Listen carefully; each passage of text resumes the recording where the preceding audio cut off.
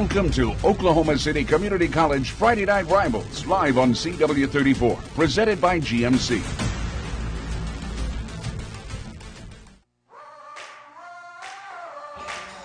It is a crisp, windy night here in Oklahoma City. We are at Bethany High School tonight for a key Class 4A District 1 matchup. It is the Bethany Broncos hosting the Newcastle Racers. Hey everyone, Jack Dammer with Myron Patton. Ed Murray will join us from the sidelines here in just a bit. Myron, you talk about a key matchup in any district race. It's here tonight. Yeah, we got a couple teams, that are battling for district supremacy. Bethany comes in undefeated, tied with Clinton atop District 1. And, of course, you look at Newcastle trying to keep pace. They've got one loss. So they both can make a good step today if they can win tonight. A key player for Bethany out tonight, Jaden Gilliland. He's our top running back, top defensive player. Yeah, and I'll tell you what, running the ball is going to be key tonight because this wind's going pretty good. Passing game may be kind of iffy. That's a big loss for them. And as we saw last week, special teams could come into factor tonight. Yeah, kicking extra points. We watched McGinnis last week. Couldn't do that against Carl Albert. Can you kick extra points? Can you get field goals when you get in scoring position? All right, great matchup tonight. It is the Bethany Broncos hosting the Newcastle Racers, and the kickoff is coming up next.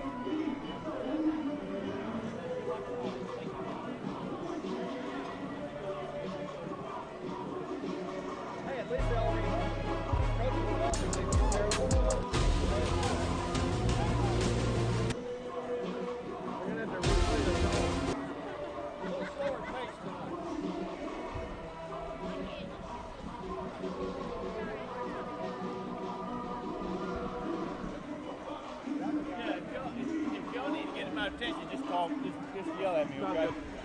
He'll be your guy, so. I ain't doing it. My job. Wow. But don't run out there for me. Yeah.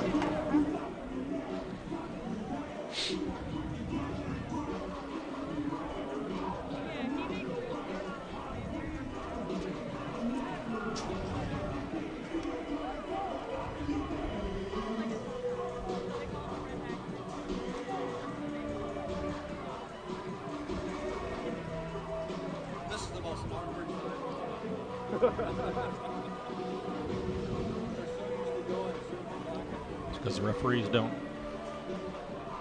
He's standing right next to me right here.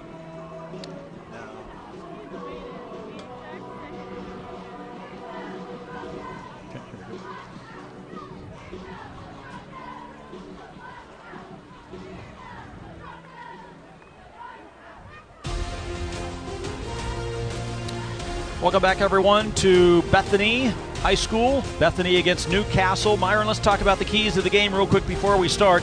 It is an extremely windy night here down on the field. That could be a factor tonight as we look at the keys to the play. Special teams will come into factor tonight. Yeah, punting, field goals, extra points, that's going to be a big deal. Offensive line adjustments for Newcastle as well because Bethany's a team that likes to change their front. So how can their offensive line pick things up, dealing with those changes on the defensive front for Bethany? Again, special teams, we talked about that. And then Jalen Gilliland, tailback, being out again a windy night. You want to lean on the running game. That's a big loss for Bethany tonight. All right, let's go downstairs to Ed Murray. Ed, good evening. Good evening, guys. I talked to both coaches before the game separately and asked, hey, I'm the sideline guy. What should I be watching for? They both said the same thing. Watch the matchup on the outside when Newcastle's on offense and Bethany's on defense, particularly number 14, Newcastle wide receiver Jordan Teagan. The Newcastle coach is curious to see if Bethany will put their shutdown corner, number 33, Joe Malaska, on him all night long.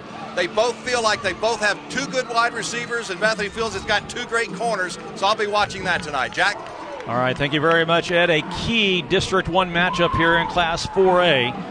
Bethany comes in ranked number 6 according to Max Preps. Meanwhile, Newcastle ranked number 13 as we are set to go here on a windy, chilly night, what will be a chilly night once the sun completely sets.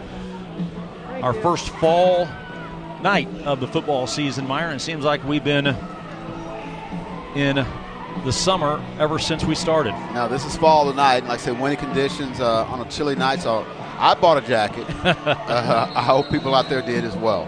Here is Tyler Frost on the Ortho Central kickoff. Ortho Central, it's in our bones to take care of yours, and we are underway. And here is Joe Malaska on the return, running right across the 25 to the 30, has some room, and pushed out of bounds, actually tackled near the out of bounds around the 43-yard line, and that's where Bethany will start tonight. First down and 10 from their own 43-yard line. Good field position here to start for the 5-1 Bethany Broncos, tied for the lead in the district standings. There you see the Bethany offense led by junior quarterback Taylor Heim. Jaden Gilliland will not play tonight. That was a late-minute change here to their starting lineup, is out with a hamstring.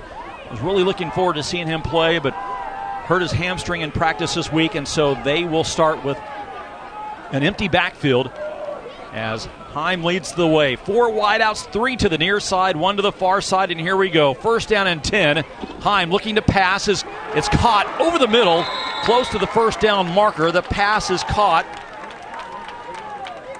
near the first down marker by Woods Harrell. It will be a first down, and that is an Oklahoma Ford dealer's first down. First play, 10-yard pickup. And just a nice slant route there. Had 3 wide to the left side of the field. And, of course, no huddle offense. And, Heim, good throw there, but he's also the second leading rusher on the team, about 67 yards a game.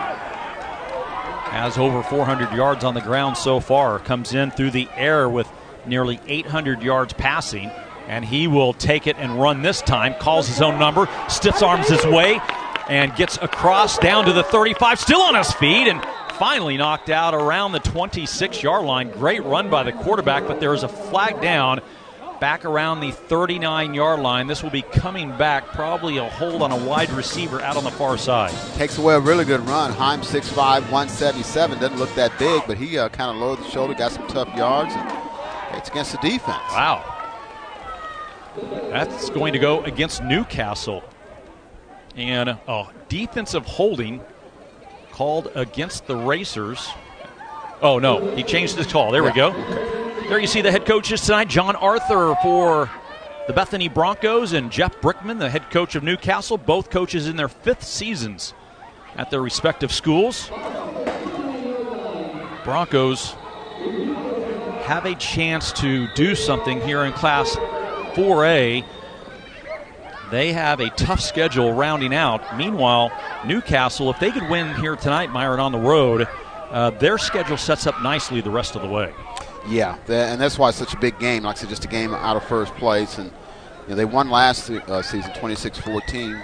So it's on the road, but they'll feel good about their chances tonight.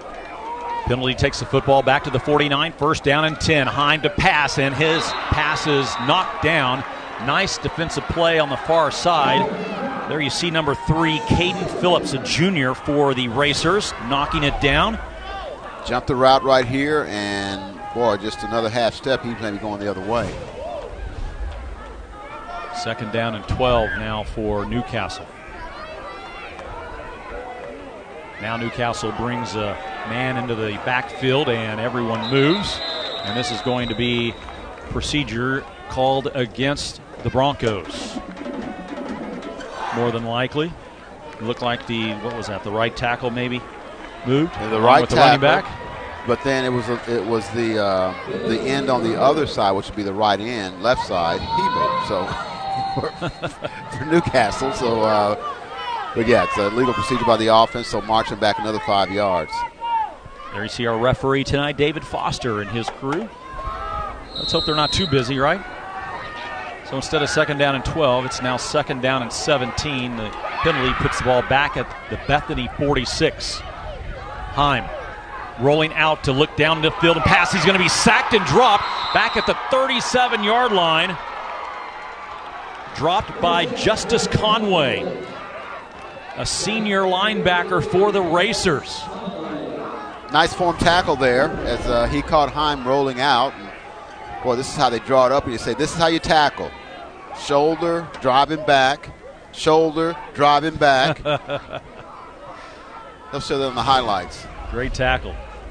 12th solo tackle of the season for Conway, and it's now third down and a long way to go. 24 yards exactly. Ball back at the 38-yard line. And they're going to have to hurry. They're down to 3 seconds.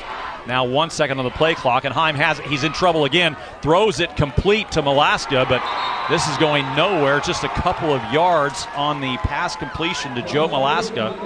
And it's fourth down in a punting situation now for the Broncos. Good start defensively for the Racers here on the road. Yeah, and once again, penalties kind of took them out of that drive. And it was interesting. It was third and a mile. They were going against the wind. So you wonder if that got into the thinking of the play calling to try a screen here to their best athlete, Malaska. And they were waiting on that. But you wonder, say, hey, if we try to throw this ball against the wind down the field, that's going to be very difficult. And of course, when you have the best player on the field, he punts it as well. Great kick by Malaska and almost hits the return man, Tegan Jordan. But he lets it go, and it will be down by Bethany at the 27-yard line. So the Racers will take over here with 9:38 to play. Let's go downstairs to Ed Murray. Ed, what you got for us? Well, Jack, that sack was bigger than you think it was because Malaska on the outside, on the near side of the field, put a double move on the corner, and the corner bit on it. Malaska was 15 yards in the clear. If the quarterback had had time to throw it, it was a touchdown. So that sack was huge. Thank you, Ed. Here are the Racers on offense. Jackson Burt, number 13, the quarterback, a sophomore, another sophomore quarterback. Here leading for the Racers. And here is his handoff. Right back up the middle goes Conway. Now pushes it outside and gets no gain on the carry. And so it brings up second down and 10. Good pursuit that time defensively. There's the Newcastle offense. There you see the sophomore quarterback. In the backfield, Carson Bosler. He is out, also a late scratch for the Racers. He came up injured and will not play tonight. They will go with a lot of four wideouts, as you saw right there, a tight end and three wide receivers. This time they line up with a double tight end set nearly and one running back. Burt being chased out of the pocket, throws it, and it is complete. Wide open on the far side is his receiver, and that is Mason Pittman. It's a gain of a couple. It's now third down and 8. Yeah, he caught it, but he was already down and couldn't go anywhere. This is the NFL, you could get up and run, but not high school, not college. Good thinking, though, right? Yeah, he caught it.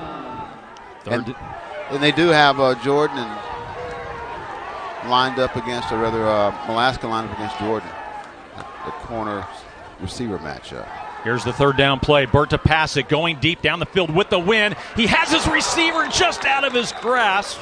Is Connor Seeley.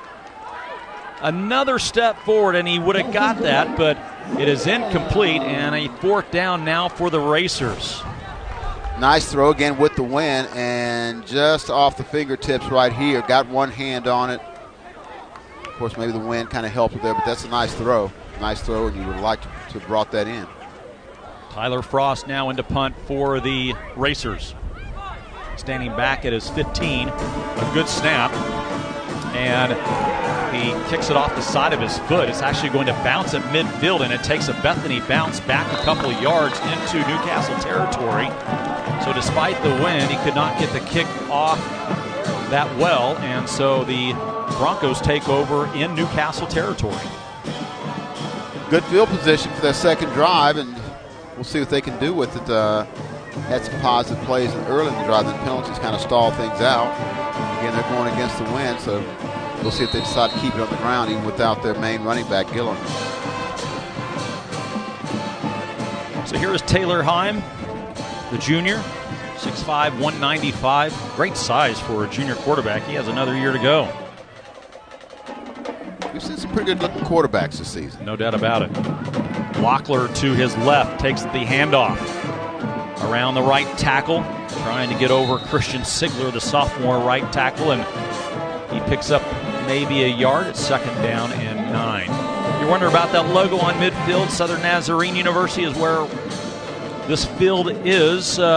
In Southern Nazarene plays here, I should say. Division II football NCAA, and they share it with Bethany High School.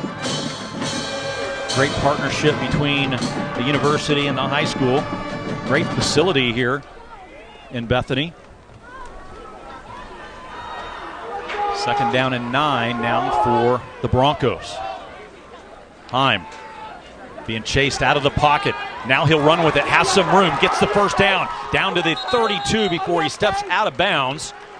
And he picks up an Oklahoma Ford dealer's 1st down for the Broncos. Good run there and good heads-up play. Had no one downfield open, so he took it himself. Yeah, just gets around the end, outruns everybody. 6'5", and he moves the feet pretty good. Then smart thing, get out of bounds so you can take a hit. Clock stops with 7:23 to play. 4 wideouts now for the Broncos. 3 to the far side of the field. Heim right back up the middle, and he gets about 3, maybe 4 yards across the 30 to about the 29, and it brings up 2nd down and about 7 now for the Broncos. Second leading rusher on this team is the quarterback. Leading the way on the ground was Jaden Gilliland, who we had talked about. Hurt his hamstring in practice. Senior running back and also a great defensive player, linebacker for the Broncos, out tonight with the injury. Heim going for the end zone. Has his receiver, but it's going to be intercepted. Didn't hang on to it. Nope, he did not hang on to it. You're right. Caden Phillips nearly had the interception. It looked like he had that, and then he got to the ground. I don't know if the receiver popped it out or not, but he had a better position than the actual receiver. And actually, not only did he not catch it, he was out of bounds when he came down. So, but you're right. The receiver became the defensive back. Well, save your quarterback. That's part of your job as a receiver. 3rd down and 8. Heim. And he is hit as he releases it toward the end zone and in and out of the fingertips of his intended receiver. He was looking for Woods Harrell, the junior wideout, and it will be 4th down now for Bethany. He was hit hard at the end. Yeah, took the hit. There, almost had it, got a hand on it. Couldn't haul it in, though.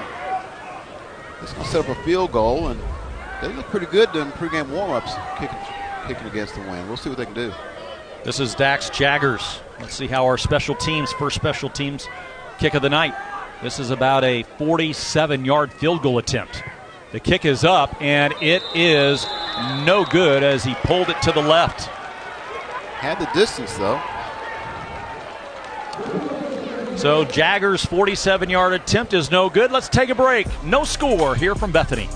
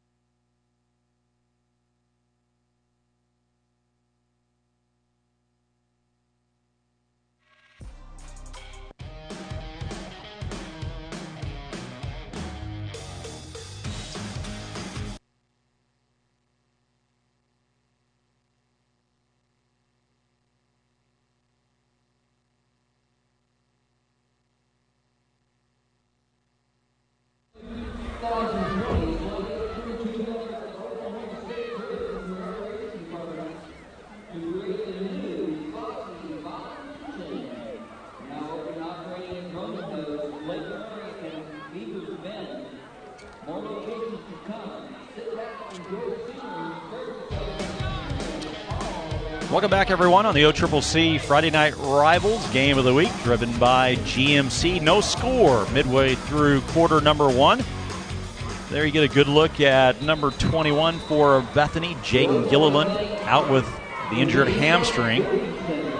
Big loss for the Broncos, both not only Myron offensively, but defensively. He leads this team in tackles on the defensive side. Yeah, on a cold night like this, or maybe cold's not the right word, but still a cool night. Yep. That's not good for the hamstring. So, yeah, I know he hates to miss this game. They'll miss him. They'll definitely miss him. So Newcastle gets their second offensive possession with Jackson Burt, the quarterback. Justice Conway Actually, that's Grady Corbin, who was in the backfield, now split out. And here is Burt to pass. He is going downfield again, and he's going to overthrow his intended receiver. That was Tegan Jordan, his go-to guy offensively, and overthrew him by about 7 yards. It's now 2nd down and 10. What an arm on this sophomore quarterback, Myron. Yeah, looking for Jordan. He had a big game last week. 5 catches, 150 yards, couple touchdown receptions, and a win. And also caught. He plays defense as well. Had 5 tackles. So he's one of their big-time players at Newcastle. A victory last week over Cash, 21-7. Here's the 2nd down play. Here's the handoff. Right back up the middle goes Corbin. And he gets about 6 yards. They'll bring up 3rd down and 4 now for the Racers. Nice hole there. And then they closed it up pretty good there defensively. Didn't let them get just too big of a game. And of course, here's a big 3rd down. See if they can keep this drive alive, keep it going. Wind's kind of died down a little bit. I guess that does happen a lot in Oklahoma, right? Sun goes down and the wind dies down. Yeah. Unless it's 5 o'clock in the morning and then the tornado sirens go off. I sleep right through it, I'm sorry. You did? Oh, my Yeah. goodness. 3rd down and 4. Here's the snap. Handoff. Goes to Justice Conway, and he's tripped up close to the 1st down marker, and it looks like he got it. Yeah, we're going to give it to him. It'll be a 1st down for Newcastle, an Oklahoma Ford dealer's 1st down. Yeah, it is unsettling when you wake up at 5 in the morning and you think you hear a siren, and you do. If you do wake up. If you do, yeah, if you do wake up. What a week here in Oklahoma, but tonight the weather is pretty much perfect. We've had perfect weather, knock on wood, so far through all of our weeks of broadcasting. Here's a handoff. Great run that time by Conway. And he gets the 1st down, another Oklahoma Ford dealer's 1st down, across the 40 all the way up to the 44-yard line. And we talked about the offensive line maybe adjusting to the different fronts you'll see from Bethany. Well, the last couple of times they've gotten some good yardage on running plays. Nice holes, so give the offensive line credit. 14-yard pickup for Conway, who last year was an all-big city player. Led the state in sacks and tackles for loss defensively, so a great talent for the Racers. Out of the backfield goes Corbin to the far side. And whistled, and a timeout is called by the Broncos before the snap. They did not like what Corbin moving out of the backfield and setting up as a wideout, so the Broncos take the timeout. Last week we talked about it. We talked about Newcastle. They came in, Myron, with a 3-3 record, but they've already played 4 top 10 teams. They played Tuttle, Blanchard, and Clinton. Now they're playing Bethany tonight, another top 10 team. That's a tough schedule. I mean, Clinton's undefeated, like I said, top of the district. Tuttle's always really good. Of course, we did Blanchard earlier this season, right, and we know what they've got in Lincoln Smith and some of those receivers over there. So they're used to good competition. We know that, so they definitely won't be intimidated by tonight. And if you see the Newcastle schedule, which I believe we're popping up, there you go. You see after tonight they have Elgin, who is 2-5 on the year, but then Chickasha will be a tough test. And then they play Weatherford and close it out on the road at Elk City, yes. That'll be a tough game at Elk City. But some favorable games that you think if they can take care of business tonight, they like what's in front of them. You see, they had a tough schedule, though. They lost those 3, and then they've won now 2 in a row. So they would like to get that 3rd against a very good Bethany team. 1st down and 10 for the Racers. 2 in the backfield now. And here is the handoff to Corbin. Right side. Bounces off 1 tackle and gets another 1st down across the 45 to the Bethany 44. It is an Oklahoma Ford dealer's 1st down. Nice, tough run. Again, the offensive line's opening up some pretty big holes right there, but then he's also breaking some tackles there and lowering the shoulder. He's delivering some blows. So they've got something going right now, Newcastle, on this drive. They've found something in the running game. And talking to Jeff Brinkman before the game, he likes big number 77 along that offensive line, who Corbin followed, Arnold Portillo. Here is the pass by Burt. There's a flag down. It is caught by Corbin. But let's check the flag. More than likely it was thrown. Probably more than likely it was a hold against the Newcastle offensive line. Well, he threw it kind of in the flat, though. It wasn't really near the offensive line where he threw the flag. Let's see what they got here. Illegal receiver downfield. Interesting call. You're right. Again, those penalties can kill a drive. They've got something really going here, and it takes a positive play out and puts you in a long yardage situation behind the chains. And so we'll see if they can overcome it, but that's a tough penalty. So still first down for the Racers, but the ball back at the 46. Now they're going to move it back up. I thought they moved it too far.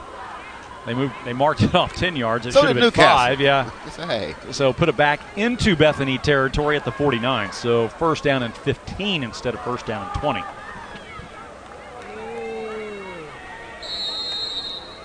Conway to Burt's right in the backfield. Here's the snap.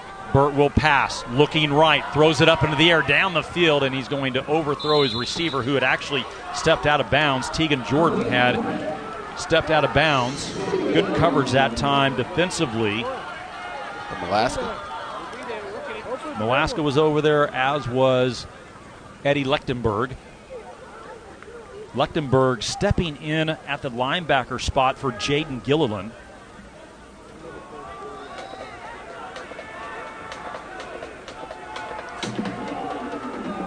So it's second down and 15.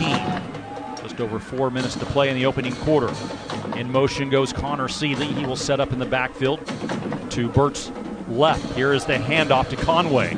And he's over the left side, gets about 4 yards of that back. So it's third down and long now for the Racers.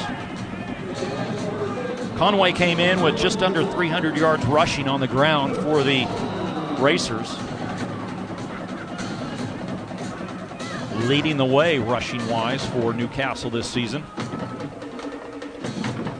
You would think this is a passing situation, but they haven't had a lot of success running the football. I don't know if they're in 4-down territory, though. I mean, if you run it, you're probably going to go for it on 4th down. Conway's in the backfield, tied in. Mason Pittman.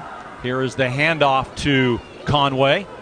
And he's going to get good yardage, but will be shy of the first down by about 3 yards. And now this is an interesting call, Myron, with the wind, although it, again, has died down somewhat. It's going to be 4th down and short, yeah. Yeah, if you're running for it on 4th or 3rd and about 10 or 10 and a half, you're more than likely going to go for it. Ed Murray, you're down there. What do you see, buddy? Well, just saying, should they go for a field goal? I watched the Newcastle kickers in warm-ups. They were having trouble from 30 yards when the wind was blowing a lot stronger from their back, so they're going to go for it. It is 4th down and 4. They need to get to the 34-yard line of Bethany. Conway to Burt's left. They hand off to him, running right. He's in trouble, and a host of Bethany tacklers there. And they will turn the ball over on downs. Bethany, good pursuit. Let's take a break. No score here in Bethany.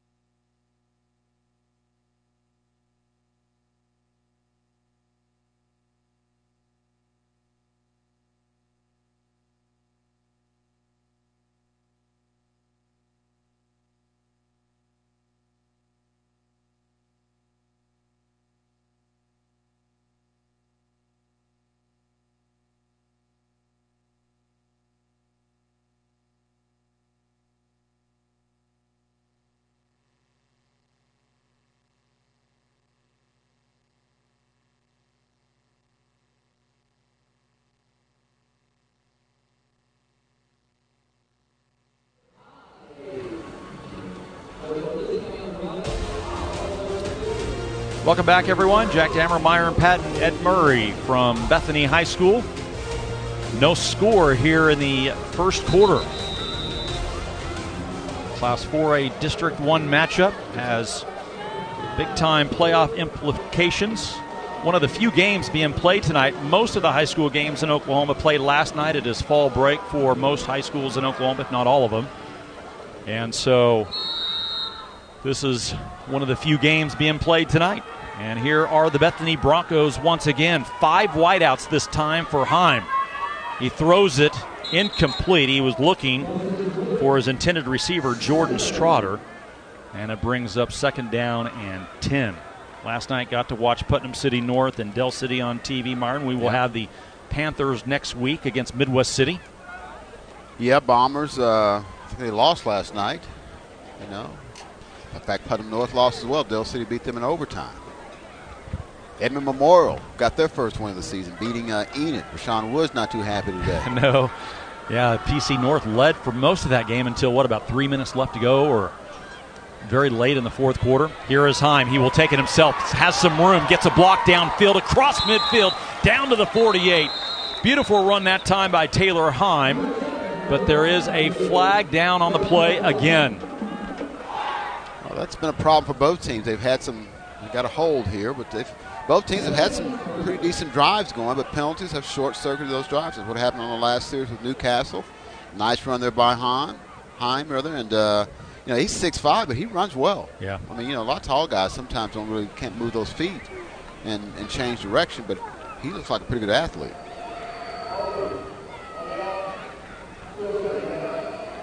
There you heard David Foster, our referee tonight. There's the hold right there, yeah. He kind of tackled him, you know. That's okay. I'm an offensive guy. 2nd down and around 17 now for the Broncos. Heim with all kinds of time. Now being chased out of the pocket, breaks a tackle, now will keep it himself. Needs a block, gets one across the 45, but that block's going to be in the back and it's going to come back. And I tell you what, he did a pretty good job kind of waiting for that block to develop in front of him to get a few more yards, but it looks like it is going to come back. A 16-yard pickup that's going to be called backwards. It's going to go backwards instead of blocking the back. There you go. So that's 2 runs now that he's had, and there it is right there. And that's Joe Malaska got him, yep. If you can see their numbers on the back, don't block. He's trying, but that's 2 penalties that take away nice gains on 2 straight plays. Yeah. Penalty from the spot of the foul. So it's 2nd down and 12 for Bethany.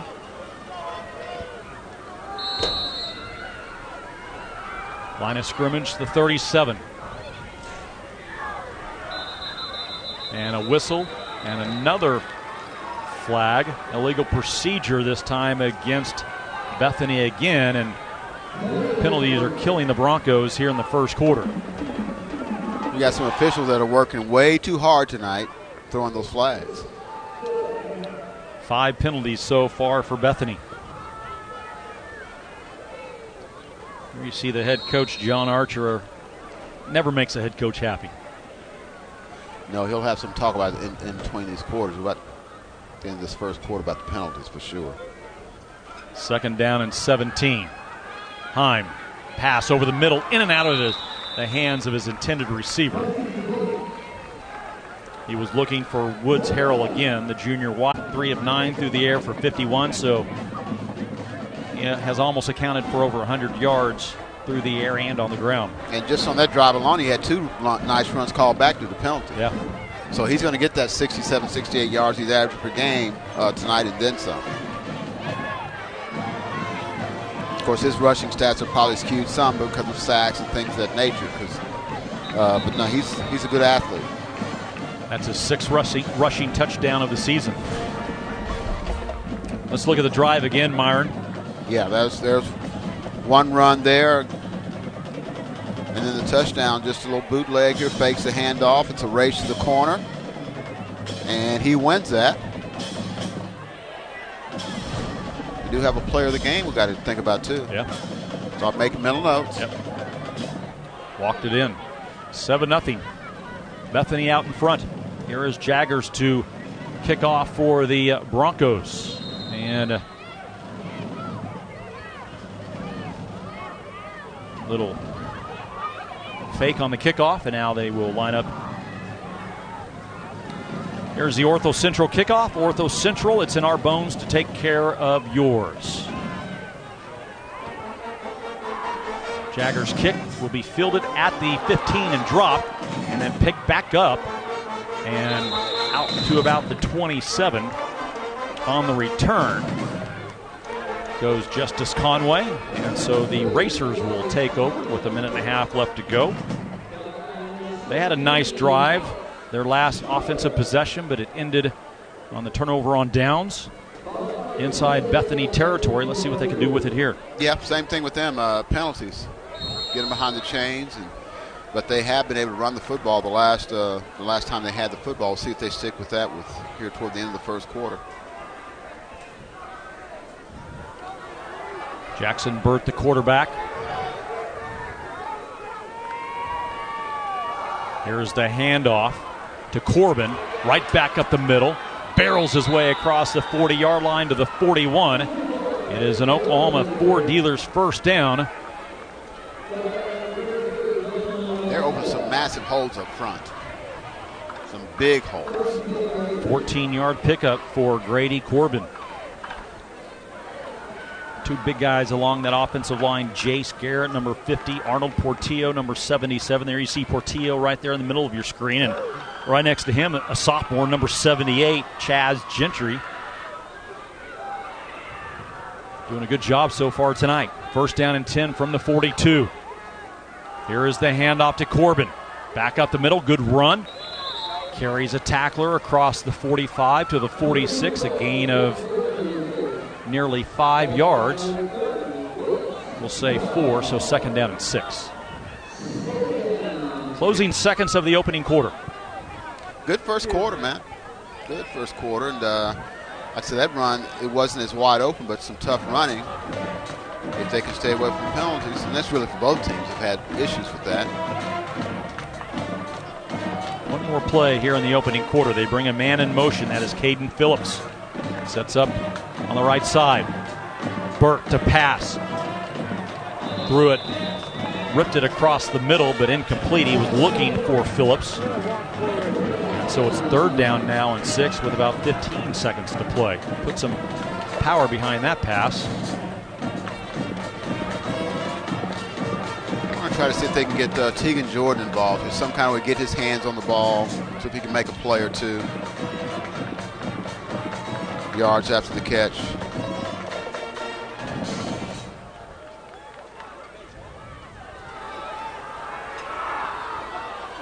I don't believe Myron Tegan's in the game right now. No, he's not in the game right now. Jordan is not in there. They bring Conway out as a third wide receiver to the near side, 5 total. And here is Burt to pass it. Looking down the field over the middle, has his receivers tipped up and almost intercepted by the Broncos. Carter Fouts in on the play to knock it away, and it's now 4th down and a punting situation for Newcastle. That's a good job of the safety just coming over. Looks like it's going to be complete. He makes a break on the ball. Almost picked off there. If he doesn't do that, that's probably a completion and a big one for Newcastle. Jackson Heim, so far only 1 complete pass. He's 1 for 7 after that incompletion. Here's the punt by Tyler Frost. Good, a high punt, and a fair catch is called for by Malaska at the 20-yard line. And so the Broncos take over with just a couple of seconds left to go in the opening quarter, leading 7-0.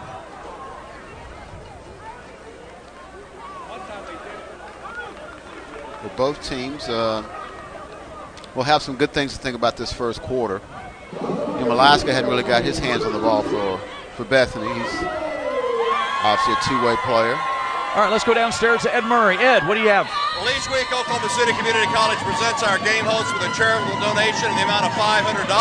And here for Bethany is the superintendent, Drew Eichelberg. I just want to thank Oklahoma City Community College for this check and for having you guys here tonight. Thanks. We got some short cheerleaders, so let's get out of the way. There they are right there, the Bethany cheer squad. and throwing some old Triple C gear to the crowd. Here's the final play of the opening quarter. After that, as Heim kept it himself, he gets about 3 yards, and that will bring the first quarter to a close.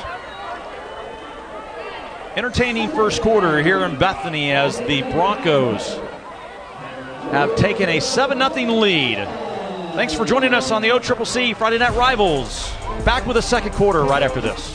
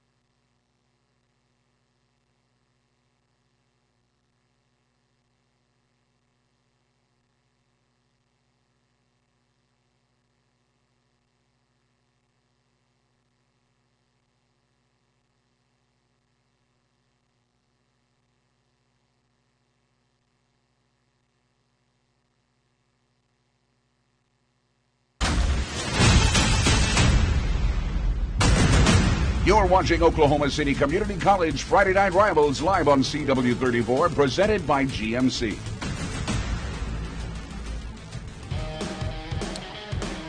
It is a beautiful night here in Bethany, just to the west of downtown Oklahoma City. Great crowd on hand tonight, enjoying a very good matchup so far tonight between Bethany and Newcastle. 7-0 our score. Jack Damerl, Myron Patton, Ed Murray. Statistician Brian Brown, got to give him kudos, right? Hey, he crunches the numbers, man. Yeah, I don't know how he does it. I wouldn't want to do it. 2nd down and 6 for Bethany. Here's the pitch.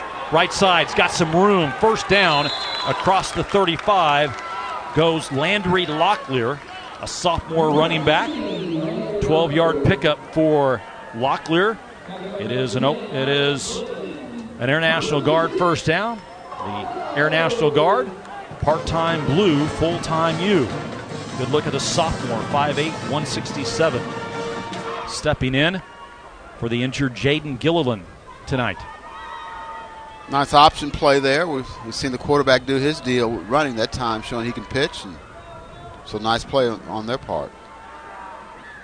1st down from the 35-yard line. Here is Heim to keep it. Breaks one tackle and finally is tackled way out of bounds around the 45-yard line. He's going to be about a yard shy of the 1st down. Actually, they're going to spot it back at the 44, so he'll be 2 yards shy. Look at the move he's going to put on right there. I mean, this is a guy that's 6'5". Nice little stiff arm there, too, on Connor Seeley. Just a junior. Checks, he playing basketball? You got to be a basketball player. Moves like that, come on. 6'5" at Bethany, yeah, of course. I'd take him, right? Yeah. 2nd down and 2 for the Broncos. Here's the handoff.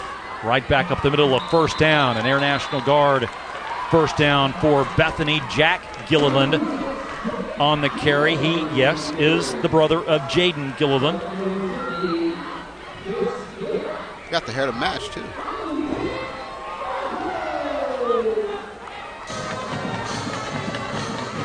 Both juniors. There you see his brother. I forgot to ask if they're twin brothers, but maybe one red-shirted.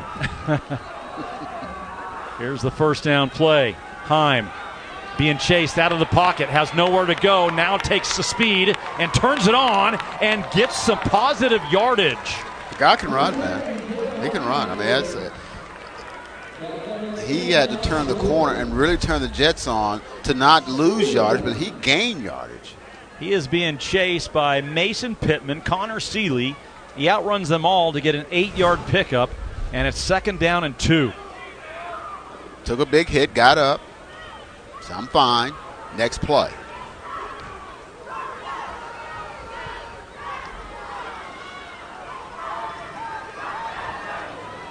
Two in the backfield now for the Broncos. Connor Compton to Heim's left. And now he'll switch Gilliland and Compton. And wasn't ready for that snap. Nope. All he had to do was fall on it. So they lose almost 5 yards. It's 3rd down and long now instead of 2nd down and short. And just like you said, that's almost as good for them, for Newcastle, as a penalty, which has knocked them back several times. And there is a penalty. There was a flag thrown on the play. I don't think they turned this down. Illegal shift for the Broncos. Is that what I saw? Notice the official's about to tell us. Yep.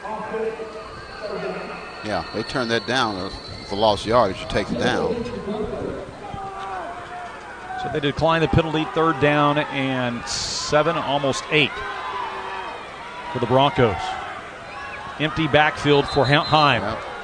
Now they'll get it right back. Play. Yep, yeah, they got it right back as the Racers jump off sides. Justice Conway jumping off sides.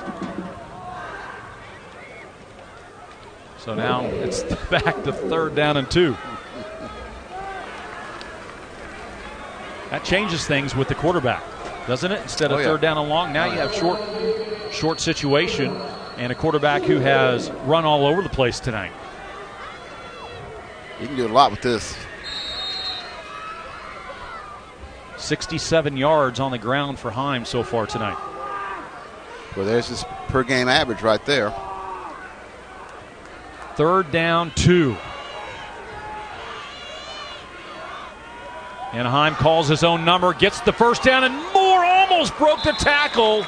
It is a shoestring tackle made by Michael Jarko of Newcastle. It is a first down, an Air National Guard first down for the Broncos at the Newcastle 33. And I hope he had him with the right hand, because that left hand's got some wrap on it.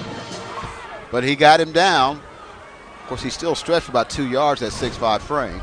Great camera work to see that. 1st down and 10 for Bethany from the 33. And once again, Conway jumps off sides. So twice within 3 plays, Conway is in the neutral zone.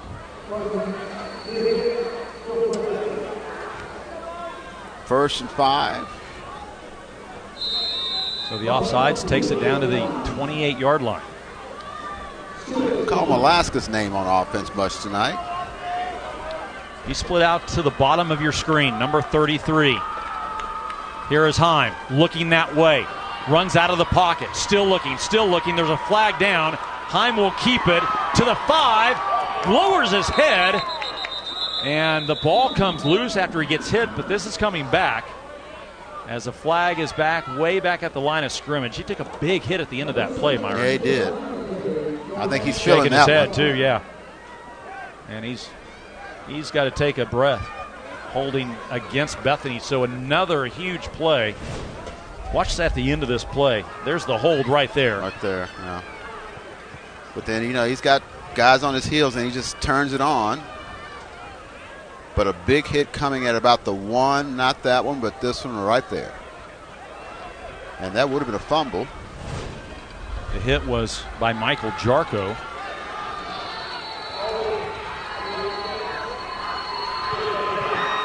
So the penalty puts the football back at the 41. So it's first down. I couldn't see at the end of the play. Did Bethany recover the fumble?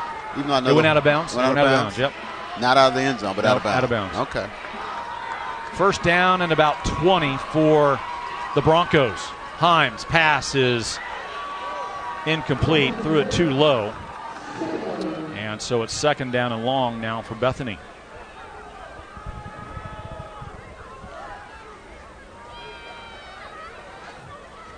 Jackson Clark is intended receiver on the far side. I think he's still feeling that hit at the back. He's kind of stretching a little bit, trying to loosen that up a little bit.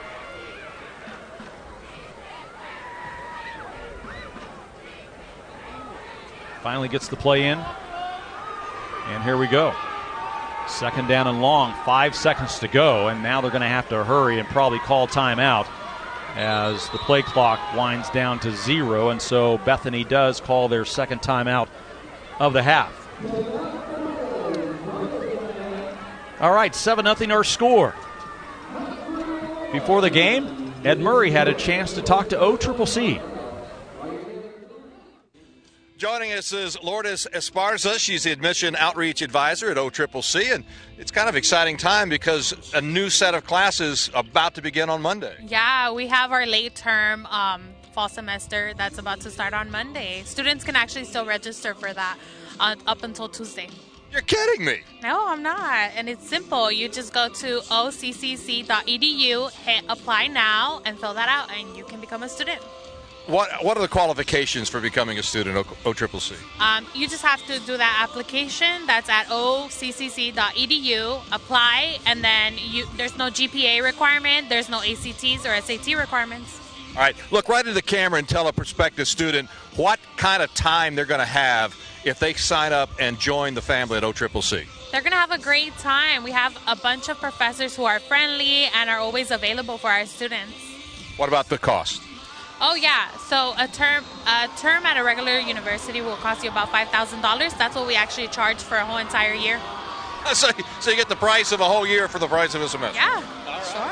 And we do appreciate you hosting our Friday Night Rivals. You having fun doing this? Yeah, I can't believe they've gone by so quickly. All right, back up to you, Jack. Heim is in trouble back at the 48 and is sacked. Justice Conway makes up for his 2 penalties by sacking Heim way back at the 48-yard line. It will bring up third down and long. Let's watch it again. Yeah, just didn't see it till it was too late, looking down the field, and host of racers racing in to clean up the play. Let's go downstairs to Ed Murray. Ed. Yes, Jack. I'm sorry, I was sitting over here talking about something else, but the quarterback is definitely still feeling that hit. You can't believe how hard that was down here. It shook my teeth.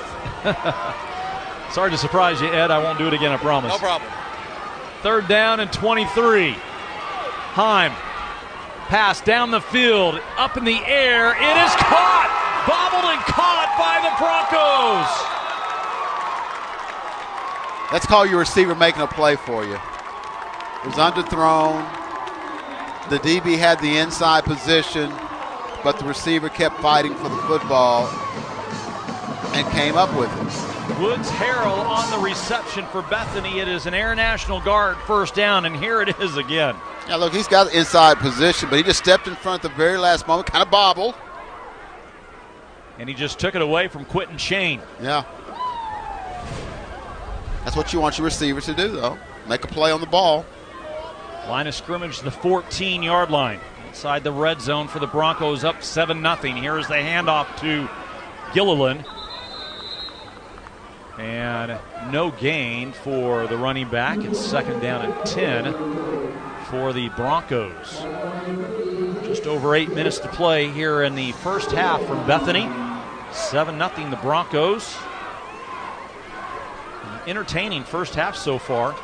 although marred by penalties, it has both teams have moved the football. Yes. Yeah. Yeah, and from that standpoint, even though you Newcastle are trailing, you got to feel, hey, we can put points on the board. We just got to quit shooting ourselves in the foot. Same thing for Bethany. They try to take a 2-score lead. Alaska, the wide out to the bottom of the screen. Here is the bootleg again for Heim, and he's across the 5 down to the 4-yard line. This will be awfully close to a first down, and he is slow in getting up. And he's finally up on his feet. A good run by Heim. Did he get the first down? No signal yet from the referees. And it is another penalty against Bethany. So that is their 3rd penalty on this drive, Myron. Their 8th of the ball game. And instead of 1st and goal, it's going to be 2nd down and 15. And now Newcastle wants a timeout. So the Racers will take their first timeout of the half. So we will take a break as well. The Broncos up 7-0.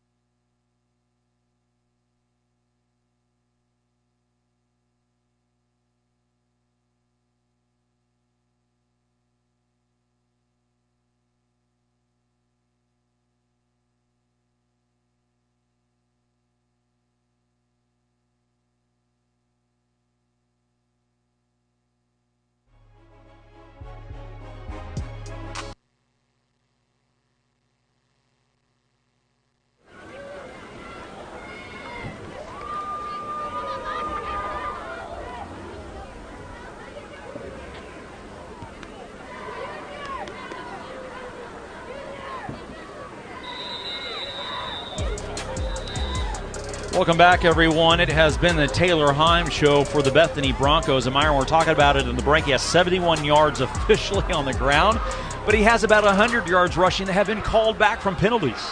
Yeah, he's had some long runs that have been called back. Of course, he's still taking the licks either way, but they're in a long yard situation now where it should be 1st and goal inside the 5. 2nd down, 15. Heim carries it himself, and he's going to be tackled for a loss of a couple of more yards. Arnold Portillo, who we talked about offensively, gets the tackle for a loss. It's now 3rd down and about 17. Stay tuned for the Wade's RV halftime report. We'll showcase this week's McIntyre Law Scholar athletes and have a conversation with our participating school administrators, plus Thursday night lights and Friday night rival highlights from across the country. All of that, including first half highlights and more, coming up on the Wade's RV halftime report. A 3rd down play for the Broncos. Line of scrimmage to 23. 3rd down and 20. Heim looking to pass toward the end zone. Up in the air. It is caught. Touchdown, Bethany. Kind of back shoulder pass there. I assume that was intended. Again, the receiver making a play on the ball. Woods Harrell with the Homeland touchdown. Homeland Grocery, your homegrown advantage. Yeah, he's just going to roll. At first, that's a tough throw, rolling out to your left. And the receiver makes a play on the ball, gets in the end zone. So they probably went, I don't know what the fish of that drive is, but it was longer than what it's going to show in the stat sheet. Yeah, they went the length of the field twice, almost. Here's the point after attempt by Jaggers. The holder is Witwiska. And the kick is up, and it is good. And so the point after, and the Broncos on the pass completion to Woods Harrell on a circus catch makes it 14-0. We're back after this.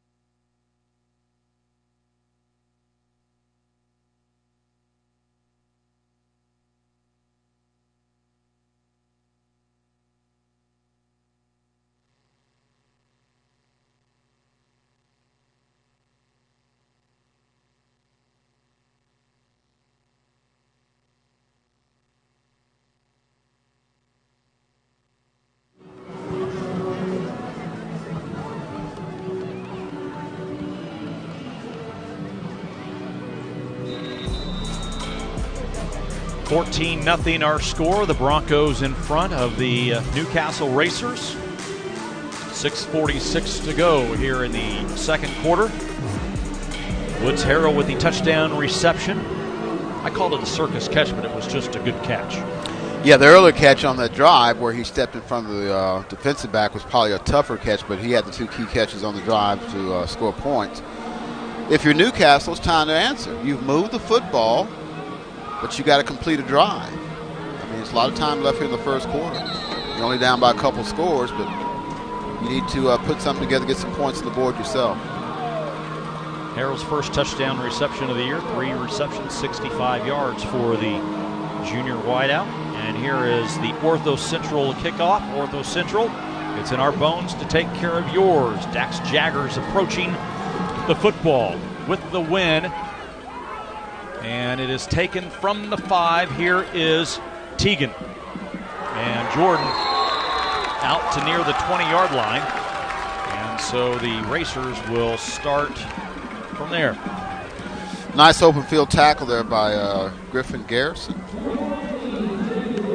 At the conclusion of tonight's game, we will select our GMC player of the game. Already a couple of players I can think of that have thrown their name into the hat for that one. So here are the Racers. First down and 10 from the 19. The line of scrimmage. There's the sophomore quarterback, Jackson Burt. Last couple of games has had 7 touchdown passes and looking for the first one tonight. And here is his pass caught on the far side of the field. It is Jordan, Teagan Jordan on the reception. And he spins his way out across the 20 to about the 22-yard line. And just trying to get his hands on the ball, see if he can make a play. I mentioned earlier he had the big game last week, 150 yards receiving, a couple touchdowns, also plays defense. You just want to get the ball in his hands, see if he can make that first guy miss and get him involved, his playmaking skills. Came in with nearly 350 yards receiving on the year. Gain of 2, second down and 8. The line of scrimmage to the 22 with just about 6 minutes to go here in the first half.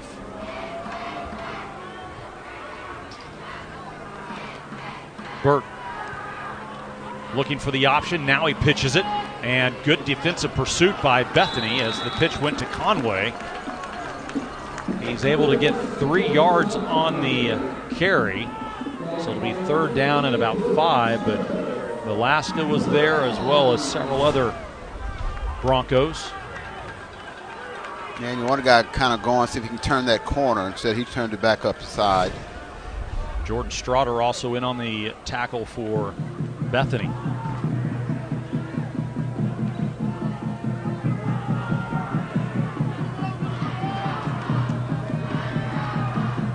One in the backfield with Burt. And here is the snap, and he will pass. It is caught for a first down. There is Teagan Jordan now twice on this offensive series, and he gets the first down across the 30 to the 32. It is an Air National Guard first down. The Air National Guard, part-time blue, full-time U. Yeah, they're going to look for him a little bit more because they can still run the ball. They've had success running it as well. I mean, you're just down a couple scores. Nearly 5 minutes left here in the second quarter. Senior wideout, 6 foot 170. Here's the first down play. And here's the handoff. Right back up the middle. It goes to Corbin. And Corbin across the 35. Maybe the 36. It's a gain of 4. It's second down and 6 now for the Racers with the clock continuing to run here. Under 4.5 to play in the first half. And they're down 14-0. What a great momentum boost this would be to drive the field and score before halftime. Cut the lead in half.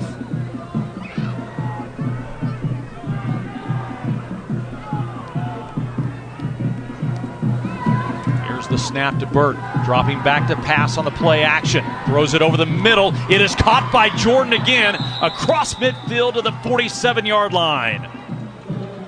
Took a big hit there, slow getting up, but again, they're looking for him. That's 3 catches on this drive alone. Air National Guard first down again. Nice pass that time by Jackson Burt. Good strong arm. You got to have good protection up front because that was a long developing route. And the offensive line did a good job give them a clean pocket and plenty of time to kind of survey the field. And Jordan needs a break after that hit. Steps off the field trying to get a breather. First down and 10, the line of scrimmage, the 47 of Bethany. Good drive going for Newcastle. Passes complete to the far side.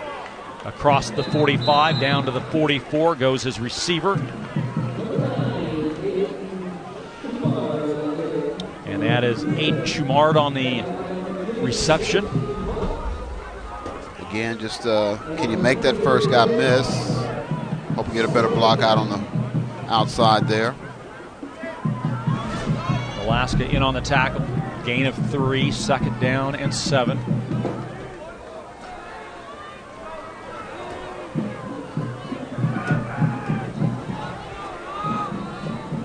Pittman in motion, lines up now on the left side. Here is the handoff back up the middle to Conway. And Conway gets 3 more, so it's third down and about 4 as they will spot it around the 41-yard line. Clock continues to run. Newcastle has a couple of timeouts left. And I would think they're looking at this as 4-down territory. As long as you don't have a big loss or something like that. Jordan not back into the game so far, Myron, after that hit. Here's the third down play. The snap and the handoff to Conway, and he's going to be tackled for no gain. No gain. Brings up a huge fourth down now for Newcastle. And they're going to take a timeout. Yeah, think about this. So the Racers want to think about it with 2 minutes left to go here in the half, as they need to get into the end zone trailing 14-0. Don't forget, stay tuned for the Wade's RV halftime report. We will showcase this week's McIntyre Law Scholar athletes and have a conversation with our participating school administrators, plus Thursday night lights and Friday night rival highlights from across the country. All that, including first half highlights and more, coming up on the Wade's RV halftime report. And I have not seen the highlights from last week, Myron. We better be on there. Yeah, if you got an overtime game, with everything that happened at Carlisle McGinnis game, I'm calling somebody. Say, hey. So many highlights from that game last week. Yeah, that's great. That was game of the week in the entire state.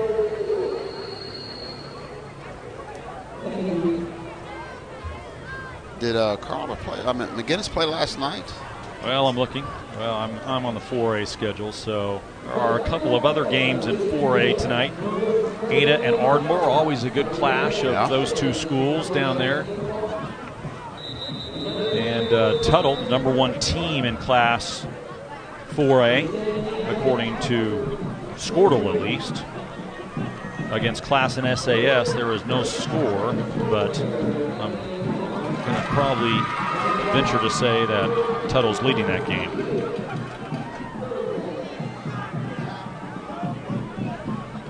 Well, they're going for it. So 4th down and 4. The line of scrimmage is the 42. They need to get to the 37-yard line. Here is the snap. He will pass it. There is Jordan on the reception, and it is a first down. They keep the drive going at the 30-yard line. Well, you go to the guy with the best hands, the surest hands, who's not going to drop it, bobble it, or whatever, and that's Tegan Jordan. 12-yard pickup on the completion for an Air National Guard first down. And his go-to guy pulls it in. And there's 1:45 left to go. First down and 10 from the 30. They want to get points here before they go to halftime. Jordan is lined up on the bottom of your screen. The pass is in and out of the hands of Conway. And so that will stop the clock at least for the Racers with 1:31 to play, and it brings up second down. Hit him right in the hands. I think he may have been thinking, trying to make a move before he actually had it.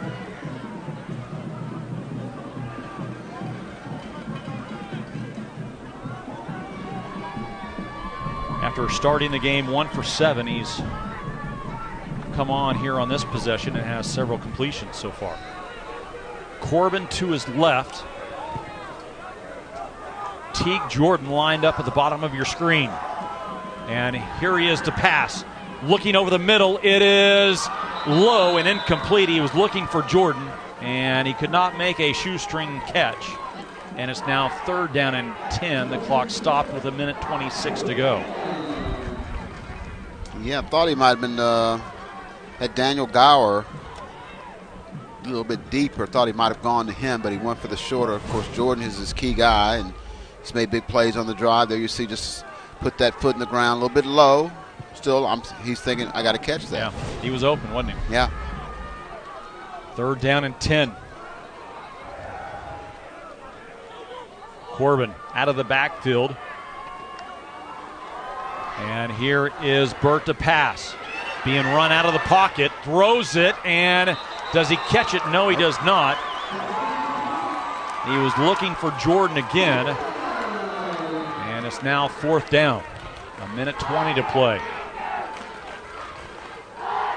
Eddie Lechtenberg on the coverage for the Broncos.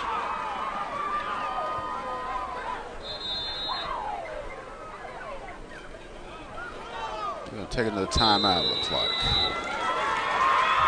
So Newcastle takes their final timeout of the half, and they want to think about it on 4th down and 10. They would be kicking into a fairly strong wind out of the north. I know Ed Murray is down there. I'm not sure what the wind is like now, considering when we shot the pregame, Myron, it was pretty windy.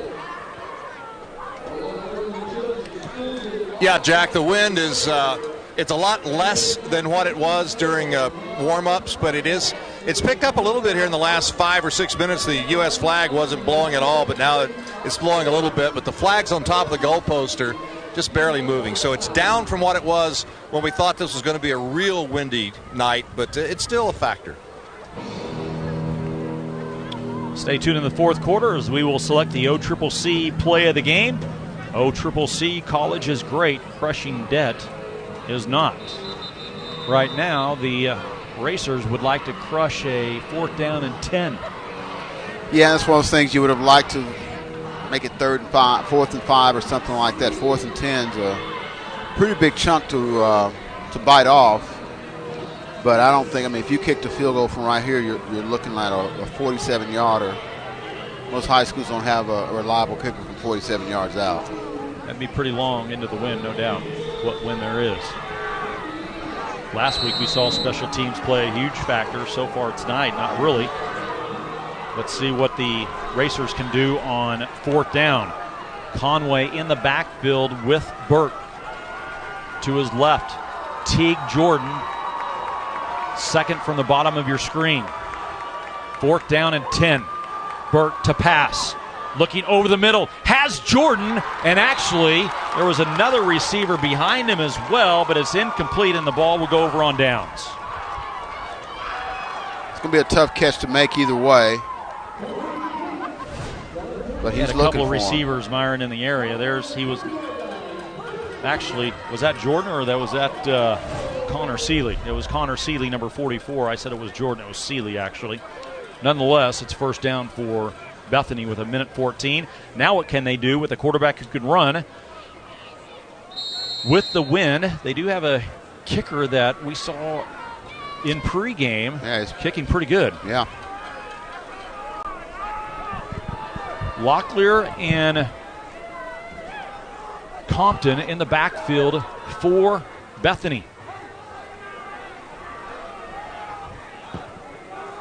First down and 10 from the 30. They will hand it off. And this is going nowhere. Locklear going nowhere. Tackle made by Mason Pittman.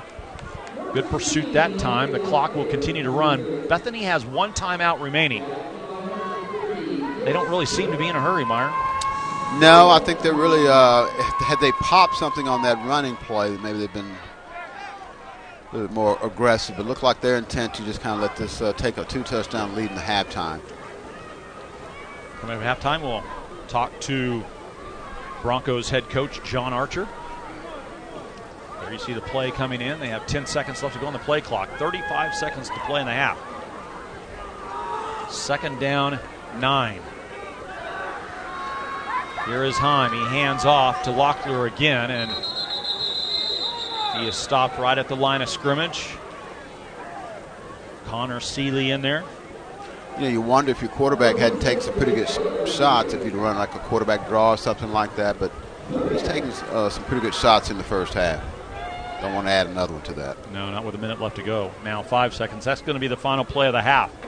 And so the Broncos, in an entertaining first half, lead it here by a score of 14-0 over the Newcastle Racers. A good first half. I believe Ed Murray is downstairs. He has a head coach, John Archer. Ed.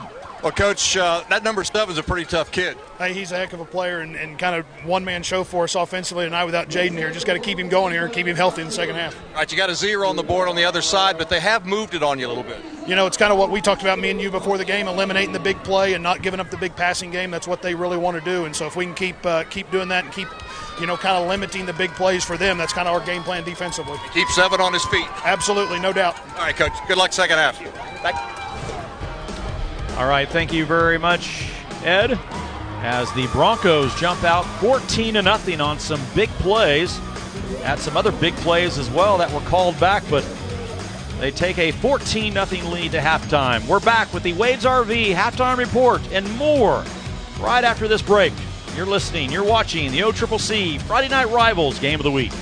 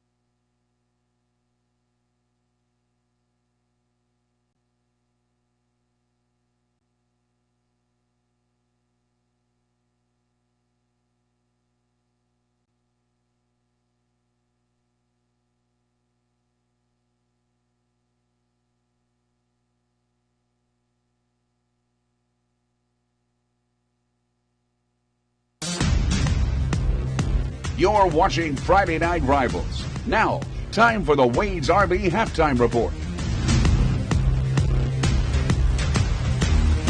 Thank you for watching Friday Night Rivals. I'm Noble McIntyre of McIntyre Law. If you're wondering why I'm wearing my Burns Flat Eagles High School jersey, it's because I'm here to introduce this week's Scholar Athletes. Lauren Scalisi of Bethany is this week's Scholar Athlete of the Week. She actually started out as a gymnast before falling in love with basketball at the age of 10. Wise decision for the all-conference performer, who's slated to play college ball at Southeastern and Durant. It's easy to see why, as she is three-pointer after three-pointer, a member of the 1,000-point club, and a record holder at Bethany with a 41-point outing. What do you like about basketball? I just love the friendships that it's created. It teaches me how to be dedicated towards something, work hard towards something, and then having fun while I'm at it. What is it that makes you a good player? For sure, my teammates pushing me every day, and my coaches as well pushing me every day. When she's not draining threes, she's volunteering at the food bank, reading and mentoring underprivileged kids, as well as being a member of the Oklahoma and National Honor Societies while carrying a 4.26 GPA. Since basketball takes up a lot of my time, I have to really put in extra work to be a good student, and then same with like dedication it brings to the table. Which you get happy about? Getting that A on a test or 25-point game? Definitely the 25-point game. Yes. Ashlyn Donahue of Newcastle is our Scholar Athlete of the Week.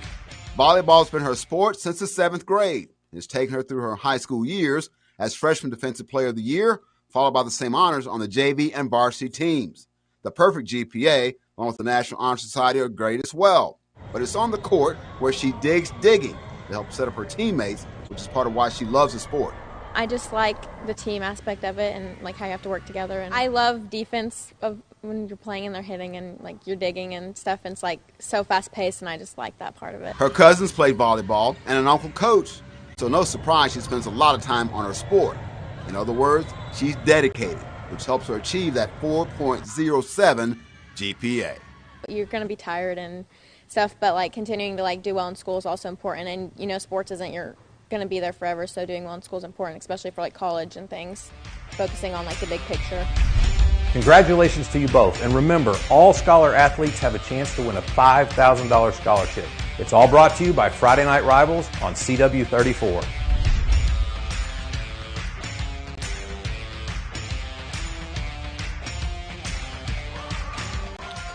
And welcome back, everyone. This is the Wade's RV halftime report. We're at halftime, 14-0. The Broncos on top. Let's go downstairs to Ed Murray. Well, I'm pleased to be joined by Ashley Gibson. She's the interim athletic director at Newcastle. She also happens to be the volleyball coach and the coach of Ashlyn Donahue. Thank you so much. Ashlyn's a great student, and we're very proud of her. Talk about Newcastle, the excellence that you have at Newcastle. I mean, it's just a great school, and everybody knows about it in the state. Newcastle's a wonderful place to be in. It's a wonderful place for our athletes. We do everything we possibly can for them to succeed both on and off the field, in the classroom. You know, our goal is to make them really well-rounded individuals when they leave us. Now, what's it like for you to have been a student at Newcastle and now you're the interim athletic director? There's a lot of pride there. I'm very proud to be a racer. Have been a racer my whole life, and you know, there's something really special about getting to go back and work and be a part of the athletic program that sent you on to college athletics. So my goal is to help do that for our athletes that we have now. What do you feel like sets a racer apart?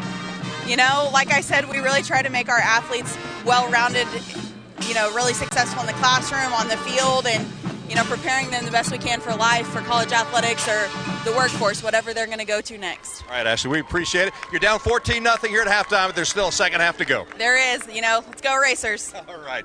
Ashley Gibson, the interim athletic director and the volleyball coach of our Scholar athlete. It is 14-0 at halftime. This is the Wade's RV halftime report. We'll be back.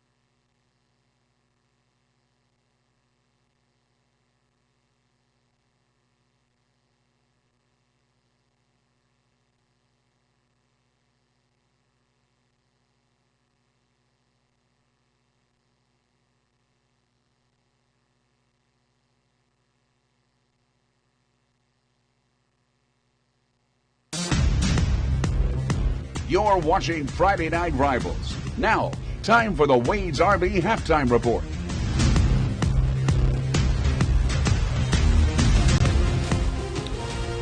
A beautiful shot on this Friday night from downtown Oklahoma City. 14-0 here at halftime on the Wade's RV Halftime Report. The Broncos lead it over Newcastle. Let's go back downstairs to Ed Murray. Ed? Well, Drew Eichelberger, the superintendent of Bethany Schools, and yes, Jack, he did play sports. He was a basketball player, and your scholar athlete is a basketball player, Lauren Scalise. Lauren's a great kid. She comes from a great family. She's a great student, but she's just a great teammate, and going to Southeastern to play basketball. Well, we did a story together about a year and a half ago, and the thing that set me apart with Bethany, all schools, the elementary, the middle school, high school, are all right there in a two-block area together. It just seems like such a close-knit community. It's an amazing community. It's something that is so, you just have to experience to really understand it. It's like having a small country school in a big city. We're just, we've got the community that we're bring their kids come to school here. They're just amazing. They're just so supportive of our school. It goes right down to the football team. Coach Arthur was a student in 2002. He's been the coach. He's been a part of here, and more than half his staff are Bethany graduates. Yeah, we have a number of teachers that are former Bethany graduates, and you know, what we want is great teachers, and what we end up with when we get our Bethany graduates are great teachers. And they love the school. They have an understanding for the community, and it's just good to have them. And folks, Coach Arthur does not teach PE. He teaches AP Physics when he is in the classroom. So, Drew, thank you. Your team's up 14-0 here at halftime. Thank you. All right. 14-0 Broncos over the Racers right now on the Wade's RV Halftime Report. We'll be right back.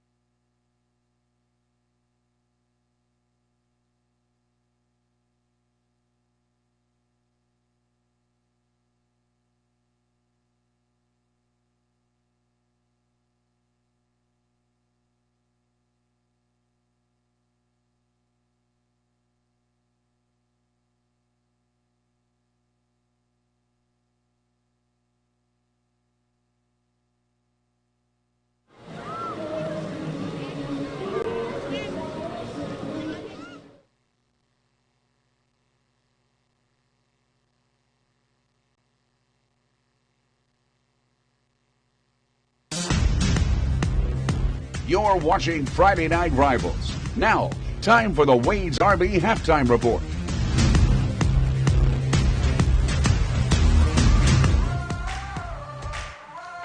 And welcome back, everyone, to the Wade's RV Halftime Report. Bethany out in front here at halftime by a score of 14-0. Each week during halftime of our Friday Night Rivals broadcast, we will be showcasing outstanding Thursday night lights and Friday Night Rivals game highlights from across the country.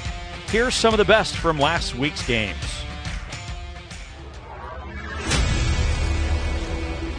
A lot of time in the pocket. He dropped that pass in there.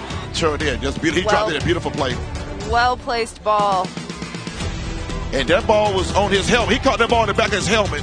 Play from the 9. Shaney steps up, throws end zone. Oh, big hit. Nixon knocked it loose.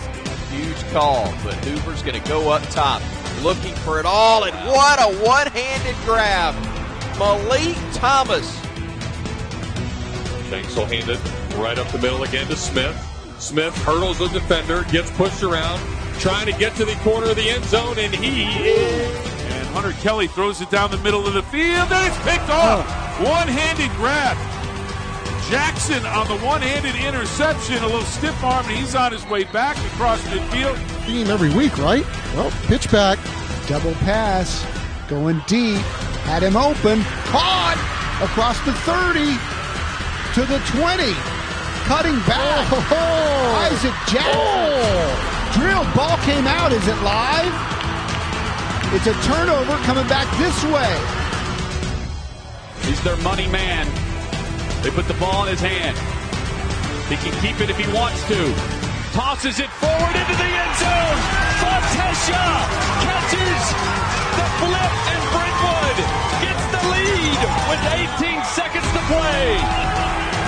A flip of desperation ends in jubilation.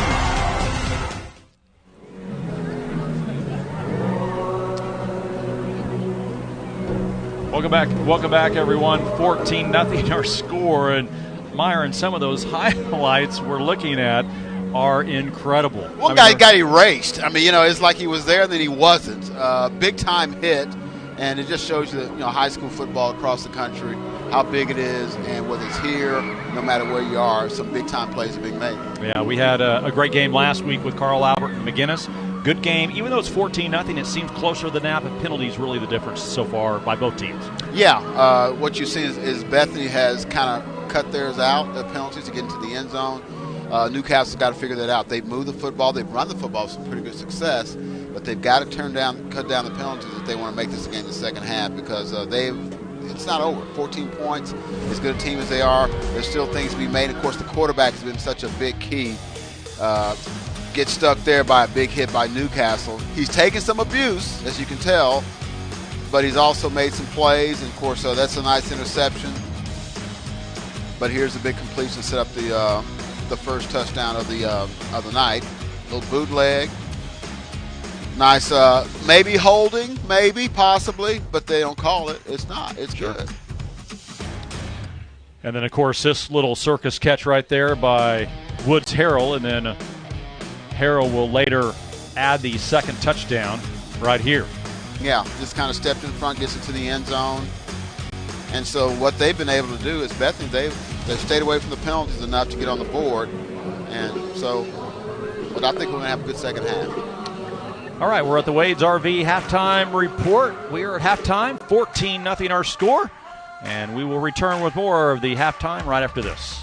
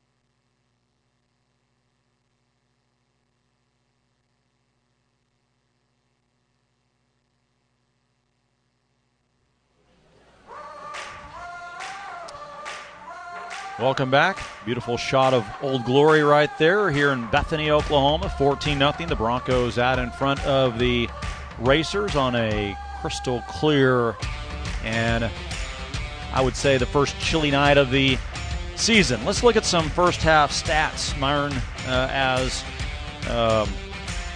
Bethany and Newcastle tried to find a running game. Bethany more so with the quarterback, Taylor Heim. 191 total yards for Bethany, 105 of those on the ground, 86 through the air. Newcastle had some offensive possessions where they were able to get some going, and then a penalty would just take it away.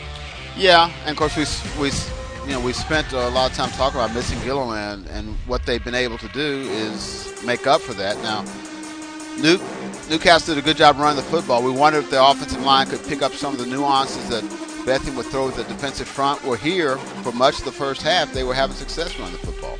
There's Grady Corbin. He led the way on the ground for the Racers, and Justice Conway.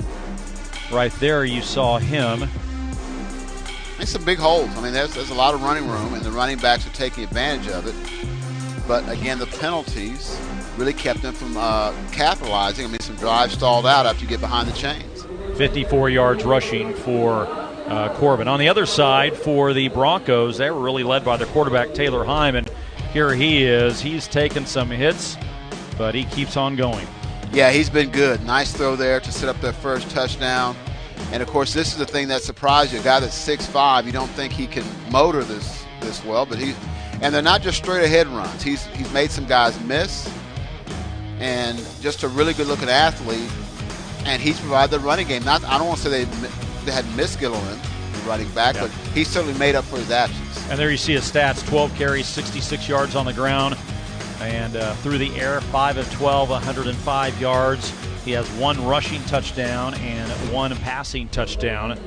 And so he has carried the load tonight as both teams making their way out. And remember, the 66 yards, that's after he's had 3, maybe 4 runs, long runs called back due to penalties. Without that, he's over 100 yards rushing the first half. He'd be about 125, 135 at least. Yeah, that much with the penalties that have really taken place. Have really cut his numbers in half, more than likely. And actually, if it weren't for the penalties, Myron, you may be looking at 21-28 nothing. Score. Yeah, that's really slowed them up a bit. But again, Newcastle can say the same thing. They had some drives going where they got behind the chains, and maybe they get some points on the board. And I'm sure when we talk to their coach, he's going to talk about that he discussed it with his team about eliminating the mistakes and penalties that are killing their drives right now.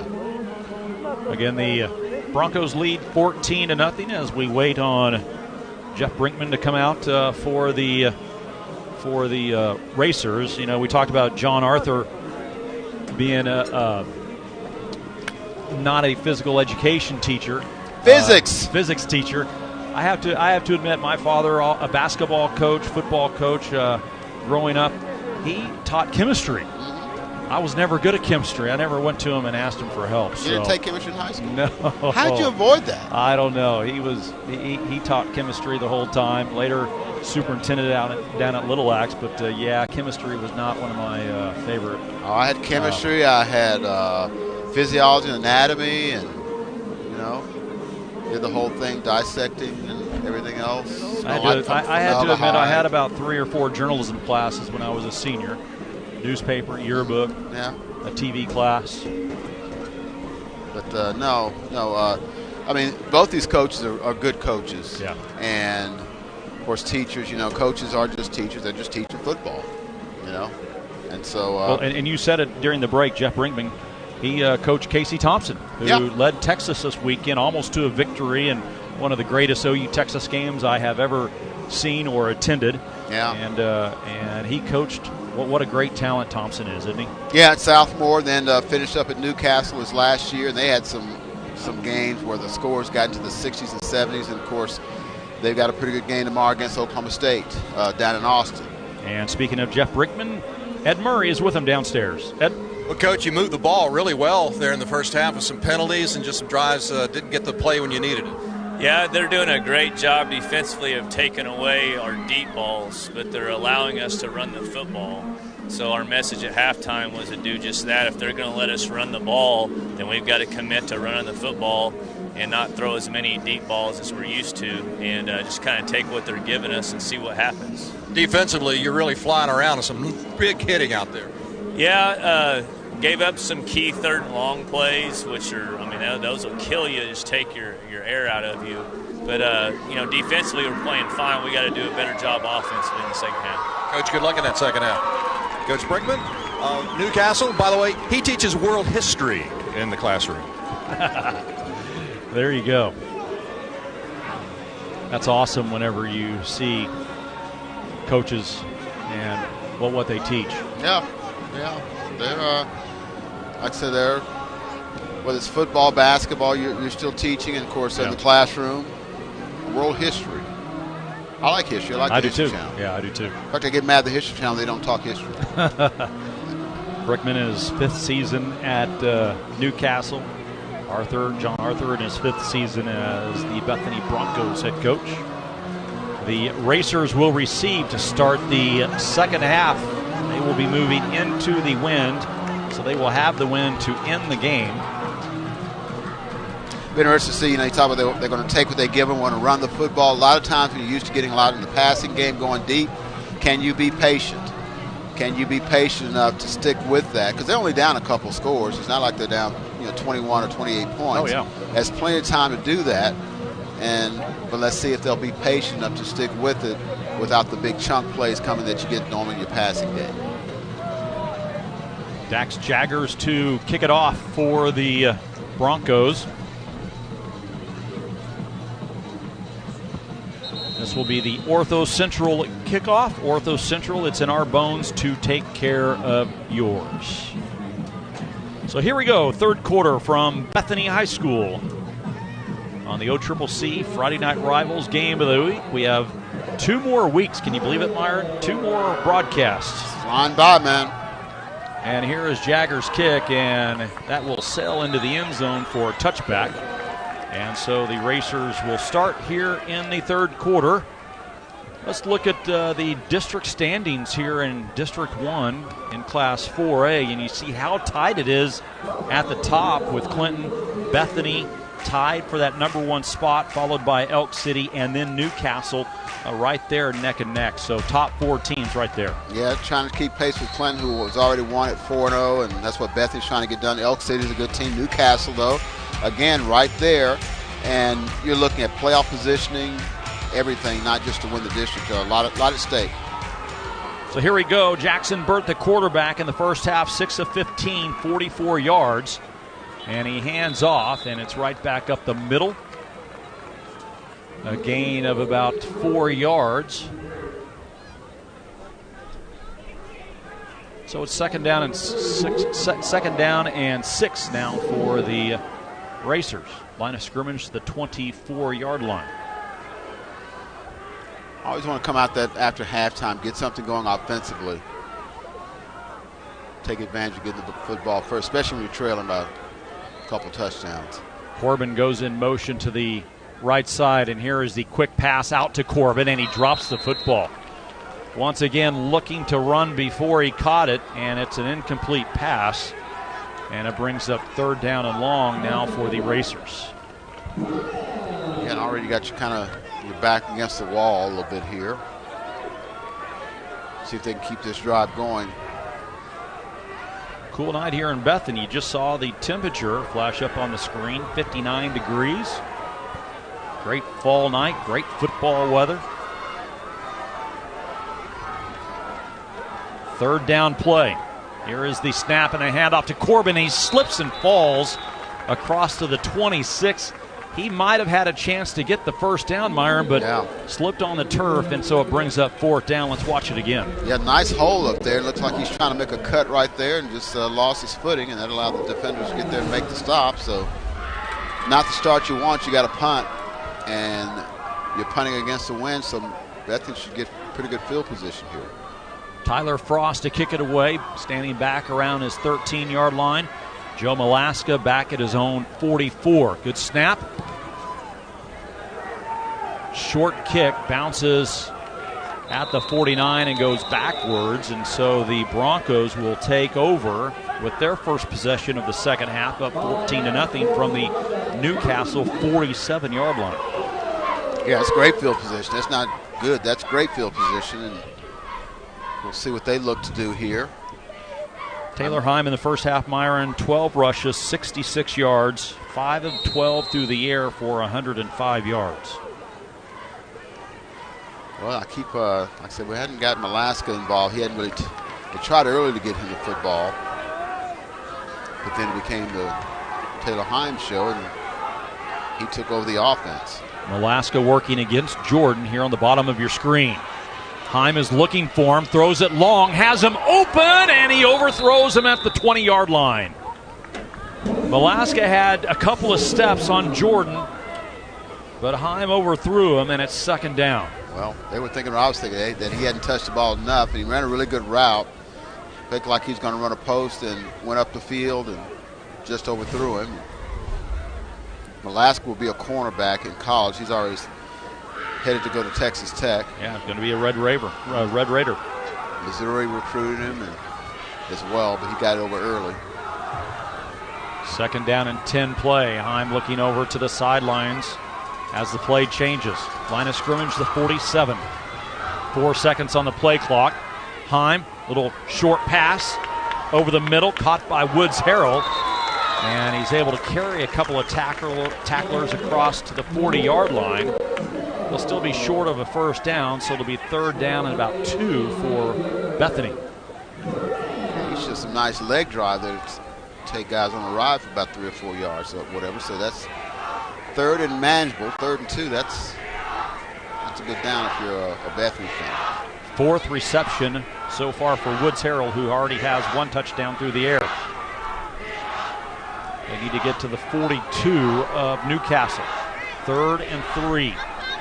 Man in motion, far side of the field, and here is the option. Himes keeps it, and he's going to be close to the first down, near the 42, and it looks like they're going to give it to him, and it will be a Bronco first down. That is an Oklahoma Ford dealer's first down. If he were 6 foot, he wouldn't have got it. But he's 6'5". Stretch out.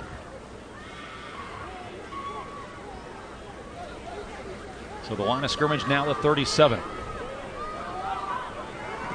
Jack Gilliland in the backfield to the left of Heim. And he takes the handoff. Right back up the middle. He's met by Arnold Portillo along with Connor Seeley, and he gets no gain. It's second down and 10. Clock runs, 3rd quarter, 9 minutes to go. Broncos on top, 14-0. Looks like this, looking at the flags, the wind's kind of picked up a little bit more. Of course, they're going with the wind, so it didn't really bother Bethany at this moment. 4 wideouts, 2 to either side now for Bethany. Heim looking left, now runs out of the pocket and throws it as he's tackled. Has a receiver wide open at the 20-yard line, down to the 10, sneaks down the line, keeps inbounds, touchdown Bethany. Woods Harrell on the reception again, a 37-yard touchdown pass. It is a Homeland Grocery touchdown. Woods Harrell having quite a night. There's Heim getting away from pressure, and they've almost got him, but he just puts it up because his man's wide open. The bust the secondary that couldn't knock him out of bounds and put 6 on the board. Justice Conway had Heim in his grasp, and Heim was able to find Woods Harrell for the touchdown. 20-0, and here is Jaggers for the point after. And his kick is up, and it is good. So Woods Harrell tiptoes down the sidelines, and he puts the Broncos up 21-0. Here on the OCCC Friday Night Rivals Game of the Week. We're back right after this.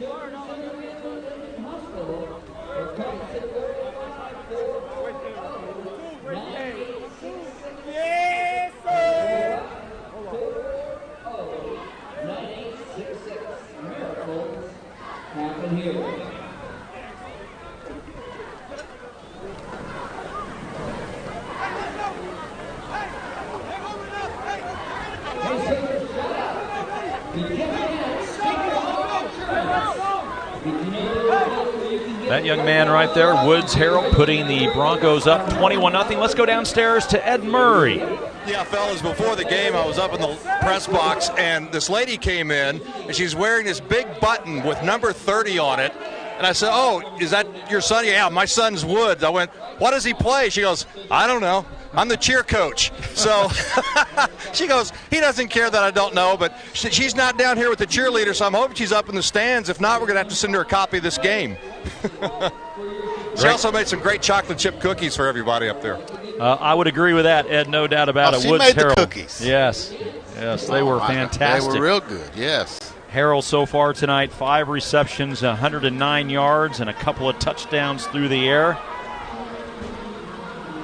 Making the most of his television debut, right? Well, he's having a big night. 3 touchdowns, big catches, big catch and run there.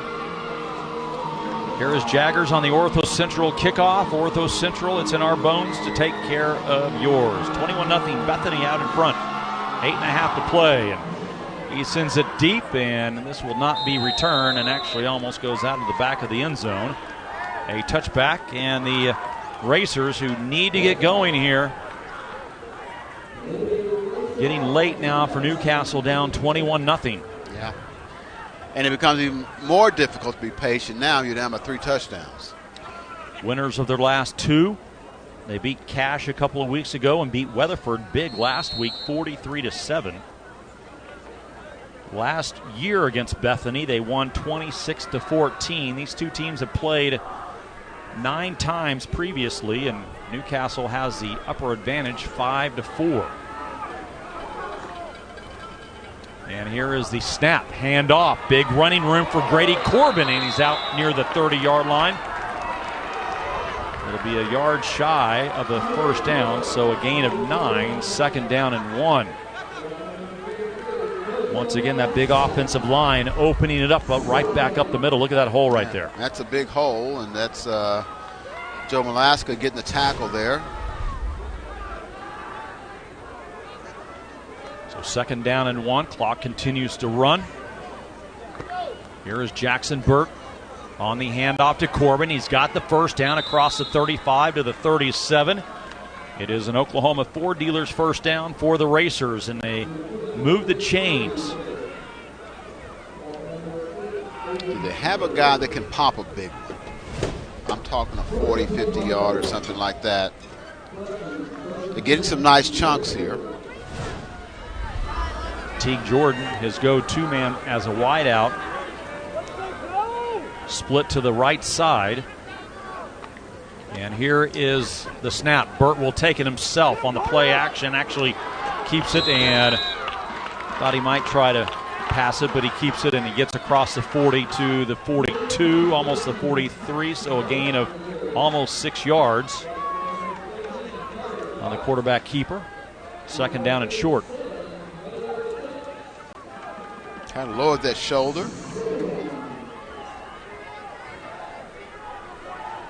This is where that patience comes in, because like I said, they're used to throwing it deep, getting big plays in passing games. They tried it in the first half a little bit, didn't work. We'll see if they stick with the running game. Conway, the running back, to his left, takes the handoff right back up the middle. First down, Newcastle across midfield to the Bethany 47-yard line. An Oklahoma Ford dealers first down, and again, a good drive here when Newcastle needs it. Yeah, look at this hole. And knock on wood, no penalties so far. Jeff Allen, Chaz Gentry right back up the middle to center and right guard, opening up that hole for Newcastle. 6.5 to play, 1st down and 10. Here's the handoff to Conway. And he has about 6, almost 7 more down to the 41-yard line. So 2nd down and short now for Newcastle. Now from Bethany's side, what you're hoping if you're Newcastle, they're getting 7, 6, 7, 8 yard chunks. Those safeties start coming up a little bit, cheating up a little bit. Then you see if you can slip somebody behind on a post route or something like that. And there's your big passing play. Jordan now the lone wideout to the bottom of your screen on second down. Here is the handoff to Corbin. Right side, cuts it back up. He's got a first down and more across the 30, down to the 28. Newcastle on the move with another first down. An Oklahoma Ford dealer's first down. Well, they get chunks of yards. They're just like road grader up front. 13-yard pickup for Grady Corbin.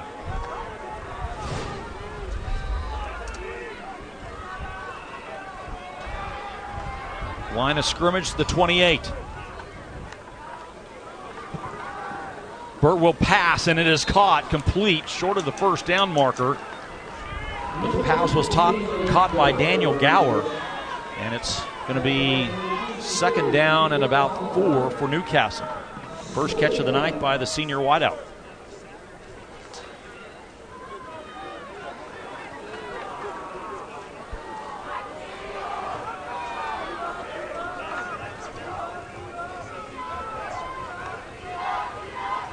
Bird again, the handoff.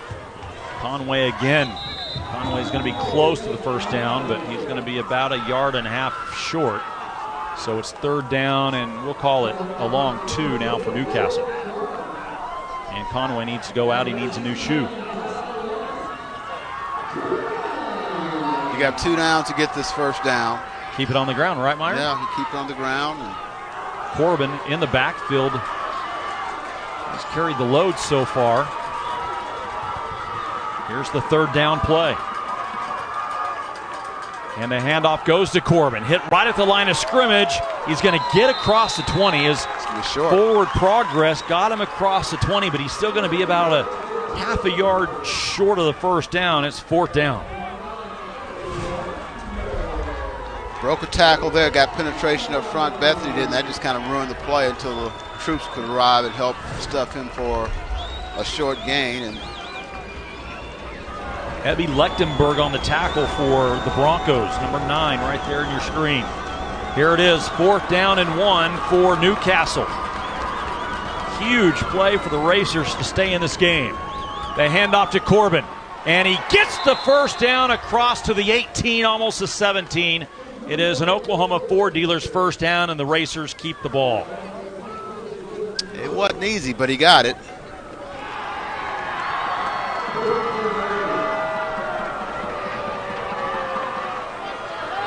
Officially down to the 18. And here's Grady Corbin again. He's carried the load on this possession. Picks up the first down. Clock. Quick moving third quarter with 3.5 to play. Corbin again running left. Hit behind the line of scrimmage, and he's going nowhere that time. Credit Bryce Pinnock with the tackle, number 6. Also in there, Kyle Lynn, number 69. And it's second down and 10.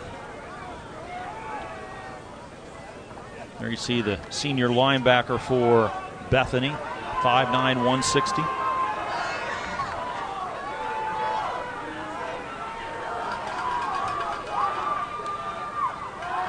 Here is the handoff to Conway back into the game, and he runs over a tackler all the way down to the 10-yard line. It's a gain of 9, and it will bring up third down and short. Watch this play, Meyer, and he just lowers his head. Boom. Excuse me.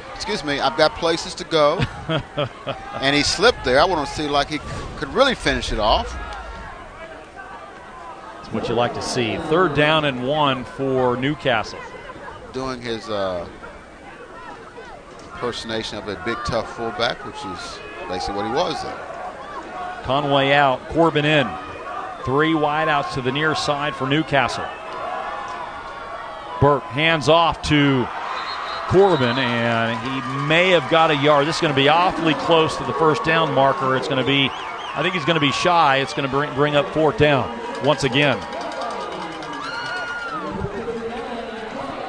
Bethany's kind of stiffened up here as they've gotten close to the end zone as far as the running game is concerned. Kyle Lynn making the stop right there, and now he comes out of the game.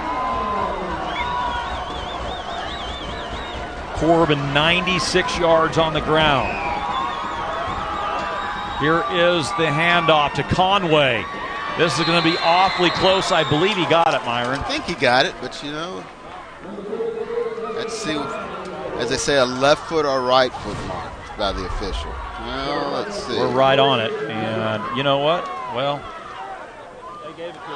they did give it to him. Yeah, I hear Ed Murray in my ear say they gave it to him. Right, Ed? Wow, that was close. Yeah, the near side official was running in on the short side, but it's on the far side of the field, so that official, I think, takes over. They gave it the old left foot to the north. Hey, left foot, right foot comes into play in these situations, man. First down and goal for Newcastle from the 8-yard line. 2 in the backfield with Burke. Here's the handoff to Conway, and he is tripped up at the line of scrimmage, may have got 1. And it's second down and goal now for the Racers. Conway wants the football. He wants to lower that head again, right? I tell you what, here's what Bethany's making them do. They make them use the clock.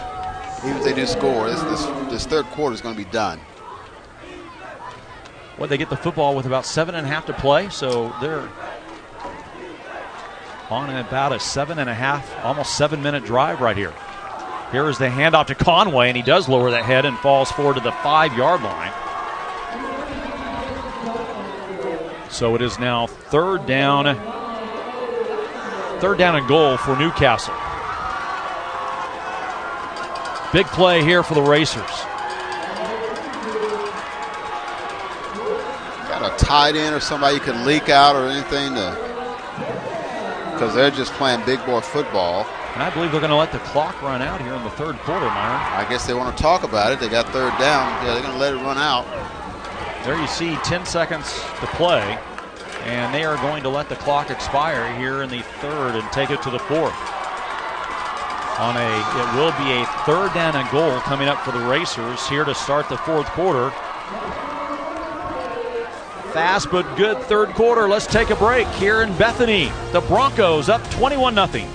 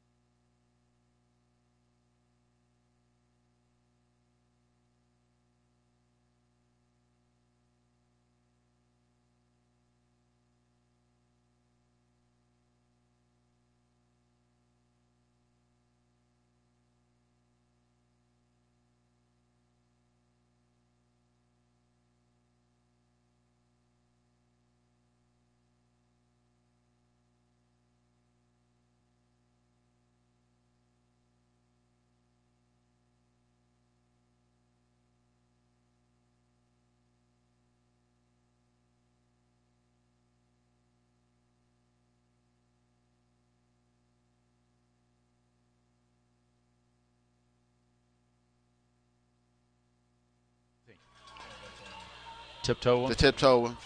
Yeah, we can make that. That's fine. Yeah. If it stays, yeah.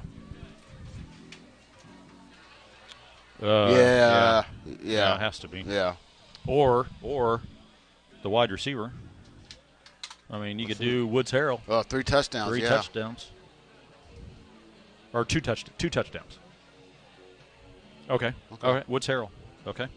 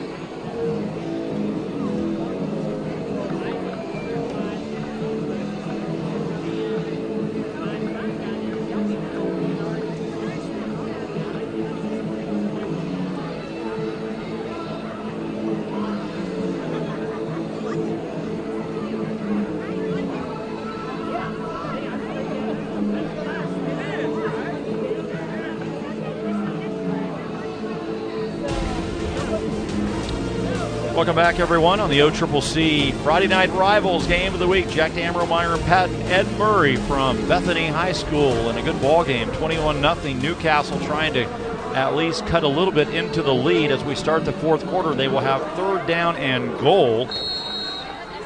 This drive started at the 20. They had 76 yards on the ground, Myron, in the first half. They have 75 on the ground on this drive alone. 3rd down and goal. Conway in the backfield to Birch-Wright. Takes a snap, looking to pass toward the end zone, lofts it up for Conway. It is caught, touchdown, Newcastle.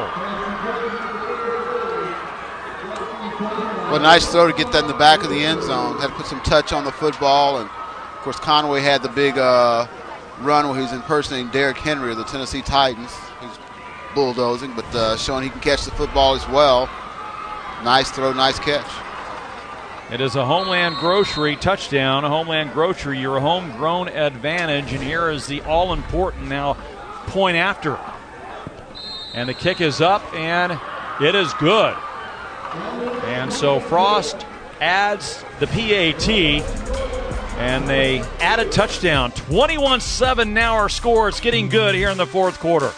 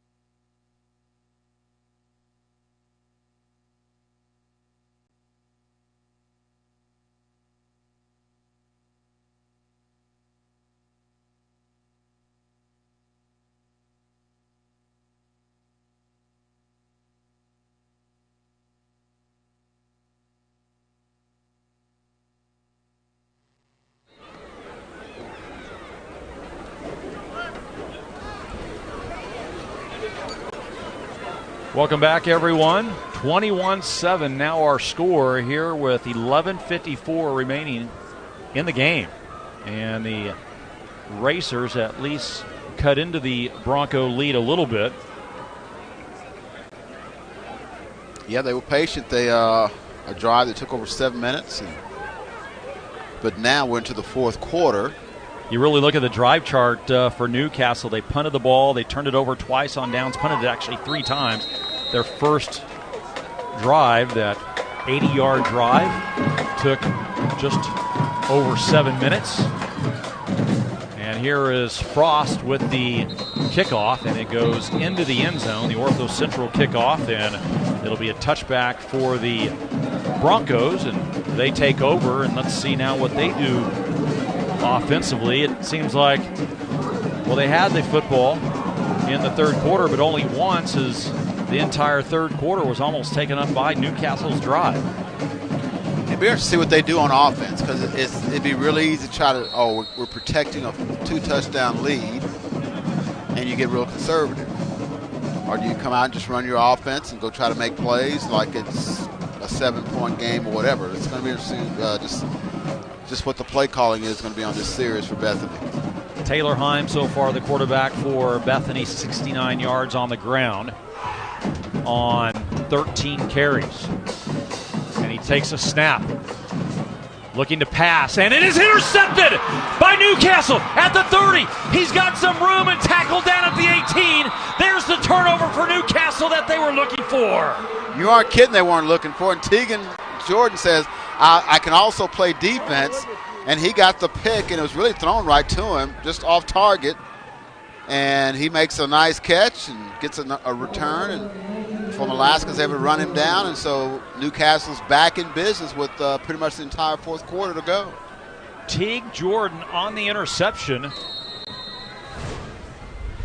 His first of the season, and it sets up Newcastle first down and 10 at the Bethany 19 with 11:44 to go. Conway in the backfield, lined up to the right of Jackson Burt. Phillips in motion. The pass to the end zone, almost picked off. Boy, they were lucky there. They were lucky there. And he knows it. He said, I can't believe I didn't make that catch. It's right in my hands.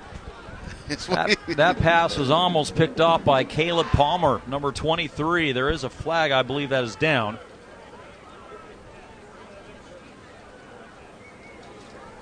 We'll see who it's against. It must be against Newcastle. They're looking toward the Bethany sideline. Yes. Eagles shift again, so they decline in Oh, and out of his right hands. between his hands. That would have been a huge interception for Bethany. And he says, I know, Mom. Caleb Palmer, senior, 6'1", 162.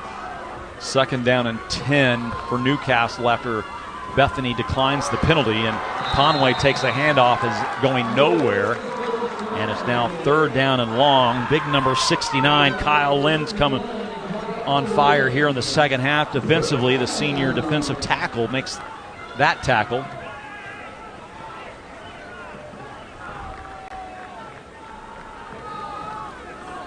Coming into the game, he led the team in tackles for losses with 4. That's not a tackle for loss, no gain, but still plays the same. Here's the third down and long play for Newcastle. Clock runs with 11 to play. Burt looking to pass it. Now will tuck it under and run. Breaks a tackle. Close to the first down marker. I believe he got it. It is a Newcastle first down. An Air National Guard first down for the Racers. It's going to be first down and goal around the 8-yard line. Well, he said, I can do this too. Didn't find a receiver, just picked up the first down. Everybody back turned to him, and so that's a big pickup because I think they would have gone for it on fourth down. Line of scrimmage, the 7-yard line. First down and goal. Conway on the handoff. Right back up the middle, across the 5-yard line to the 4. Second down and goal from the 4 now for Newcastle. Clock runs. Under 10.5 to play, and Conway needs a break. Comes off limping a little bit.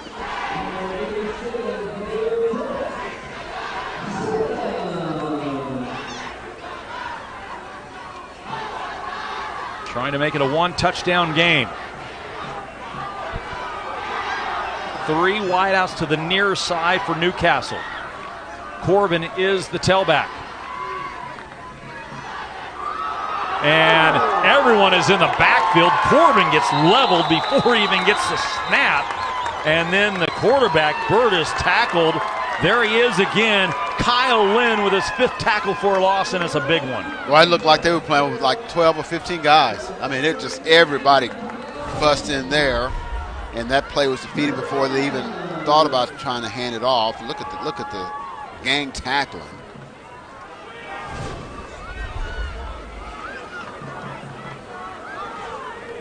So now third down. Third and goal back at the, we'll call it the 9. They say it's a 10, but it's the 9-yard line.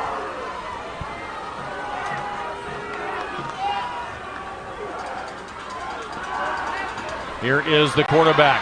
Out of the pocket, throws to the back of the end zone, and he overthrows Teague Jordan. And it's fourth down and goal. They're going to have to probably go for it, Myron. Yeah. There you see rolling out. Had him open for a brief moment, but off target. And Newcastle wants to talk about it. They will call timeout. So there is timeout on the field, 8:57 to play. 21-7 our score. Newcastle trying to cut it to a 1-touchdown lead, and we're back after this.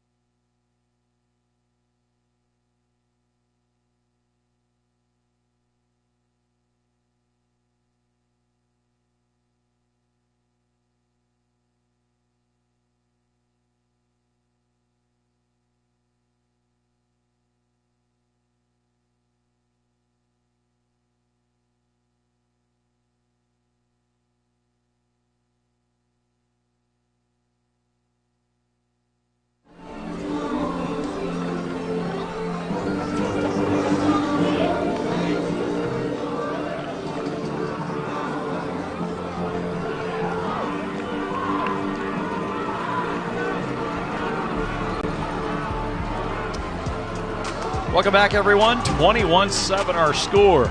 Newcastle needing to get into the end zone on a 4th down and goal play. And here we go. And now a timeout again as Bethany takes this timeout. They wanted to see the formation for Newcastle and decided to talk about it. Yes, if you got something, play you hadn't run, something you've been working on in practice, and holding it for a special moment, this is when you run that play. Well, next week we have a 6A battle. Putnam City North taking on the Midwest City Bombers from Midwest City. Should be a good matchup, which could really be a huge district game, Myron, for probably that final playoff spot in that district. Yeah, North lost last night to Del City, 20-14 in overtime. Midwest City, I think, came up on the short end as well, so Darrell Hall will be trying to get his guys back up and running. That's a pretty good matchup. A lot of history and tradition with those two programs. Really good players have come through there in the past. No doubt about it. Back, we'll see if Jalen Revin plays tomorrow for Oklahoma as a former Bomber. Yeah. So here we go, 4th down and goal for Newcastle. The running back is Justice Conway. Here is Burt looking to pass. Throws it short to the 5. Into the end zone. Newcastle scores. There is a flag on the play. Oh, what could that flag be? Where is it? The flag was thrown on the near side, near the line of scrimmage. Oh, yeah, there it is. Somebody line up off sides or something? Or? Long conversation going on between David Foster and Todd Parker, his line judge. Maybe somebody's not lined up right at receiver in legal formation. Depending on where the tight end is and covered, uncovered. This is a huge call for Newcastle, and it looks like it's going to be against Newcastle. Illegal formation is what I thought I heard him say. And so no touchdown. So it will still be 4th down and goal, but instead of the ball at the 9, it's now at the 14. Do they have a similar play? Because they had that wide open at the 5-yard line. Yeah, he's open, then he just had to do the rest, and he did do the rest to get to the end zone. But let's go downstairs to Ed Murray. Ed. Yeah, the official just looked at me here on the sideline, said they had 5 guys in the backfield. That was your illegal formation. Yeah. Okay. Somebody's too far off the line. 8:51 to play. Here's the 4th down and goal from the 14. Back to pass is Burt. And he is sacked back in the backfield. I thought he threw it, but he kept it, and he is sacked, and the ball will go over on downs. Well, that's a big defensive stand by Bethany. Because if they score there, then with so much time left, we've really got a game. Coverage is good down the field. He's looking. I thought he threw it right there, but the ball goes over. So Bethany takes over with 8:42 to play. Last time they had the football, they threw an interception on the first play. So let's see what happens here. Yeah, again, we'll see if they stay that aggressive. Time had only thrown 2 interceptions coming into tonight.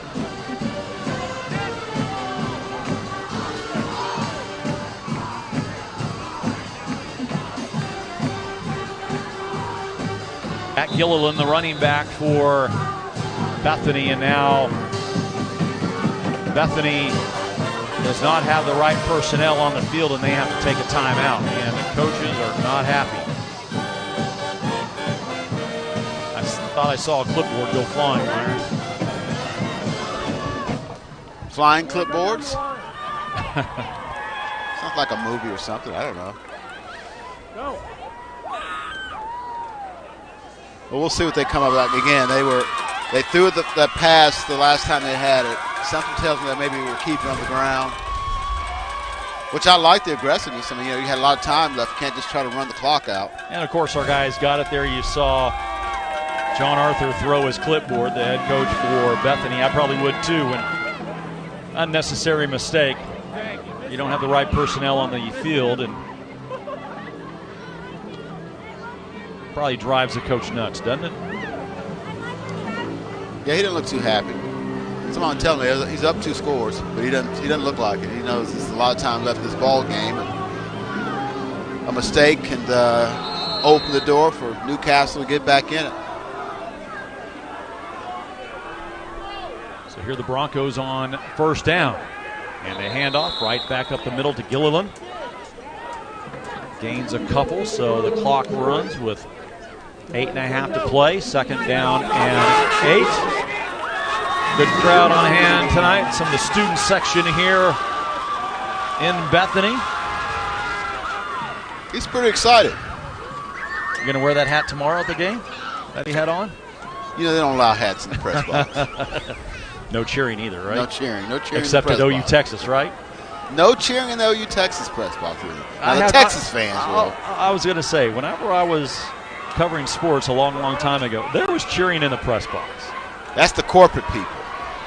Here's Heim on the carry over the right side, and he gains about 3, so it's third down and about 5. We'll call it for the Broncos, who are trying to get back to the state title game. They have a chance to make it. Myron, I think, last in the state title game in 2018, lost to Tuttle, one of the top teams, of course, this year in 4A.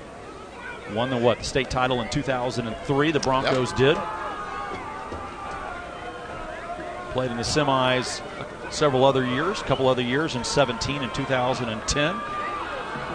Always a powerhouse in their class. Third down and 5. Handoff back up the middle. They're going to be short. That's only going to be about a yard. It's going to be 4th down and long for Bethany, and they will have to punt it away, I believe. Yeah, they'll punt this. Yeah, they would not go for it here, would they? No. You'll punt this and go play some defense and see if Newcastle can score twice in less than 7 minutes. Their punter is Joe Malaska. He's averaging 33.5 yards a kick. His longest is 48. Back deep is Jordan for the Racers, back at his own 40-yard line. Malaska standing at his 16-yard line, and he gets a pretty decent kick away. Jordan fields it at the 45 and will return it. Still on his feet, across midfield, down to about the 41. And so Newcastle with 6.5, a little less than 6.5, has pretty good field position here. Yeah, they do. Now, the last couple times, Bethany's run defense is stiffened up. I mean, you get closer to the end zone, less field to defend it as far as the pass. The touchdown drive. I'm sorry, Mike. Yeah, no, I was going to say it'll be interesting to see if they stick with the running game or if they say we got some open field, see if we can make a play in the passing game. Their touchdown drive in the third, start the fourth quarter, was almost 8 minutes. They don't have that much time here. Here's the first pass. It is caught by Gower near the 33-yard line. It's going to be a yard short of the first down, 2nd down and 1 as the clock continues to run. No time to waste here for the Racers as they bring in Teague Jordan now. Taking a lot of time, under 6 minutes to play. They need 2 touchdowns. And he ran a little curl right there. I thought I was about to see a hook and lateral. Yeah. Second catch of the night by Gower. Jordan working against Malaska on the top of your screen. Here is Burt to pass, looking for Jordan. He has him! Touchdown, Newcastle! What a play! Heck of a throw, too. Big time throw. And again, you got more field, you got more open space to work with when you're further out on the field. And so they went for everything and they got it. That's something that they're known for. This is right on target, over the left shoulder, where really the DB couldn't even make a play on the ball.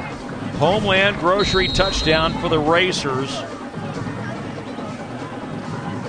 Jordan's 5th touchdown of the season, and the point after is up, and it is good. All-important PAT here with 5:34 remaining. It is a 1-touchdown game. Now if you're Bethany, you got to run your offense. You can't just run clock. Teague Jordan, 5 receptions, 70 yards, 33 on that one play right there. 6 foot, 170-pound senior. Let's watch it again because this is beautiful. Yeah, nice pitch and catch. Again, over the left shoulder where the DB can't even really make a play on the football.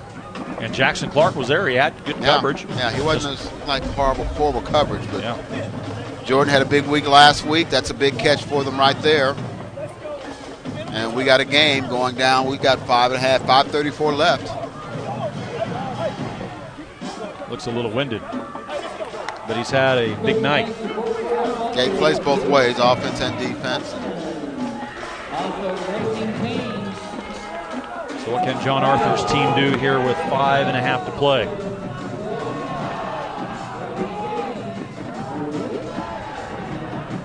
Tyler Frost to kick it off for the Racers. Malaska back deep for Bethany.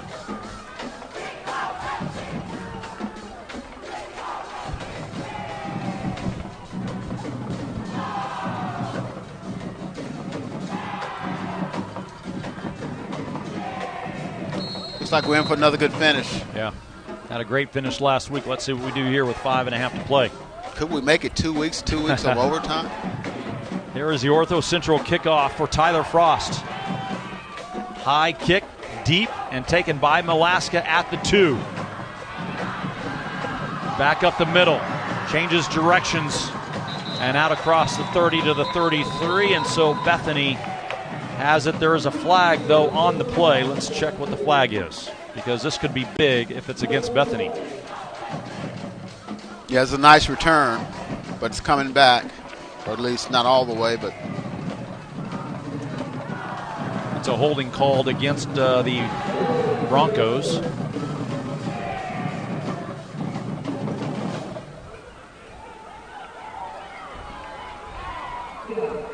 So after the penalty, let's see where they spot the football. Way back in Bethany territory at the 12-yard line. Yeah.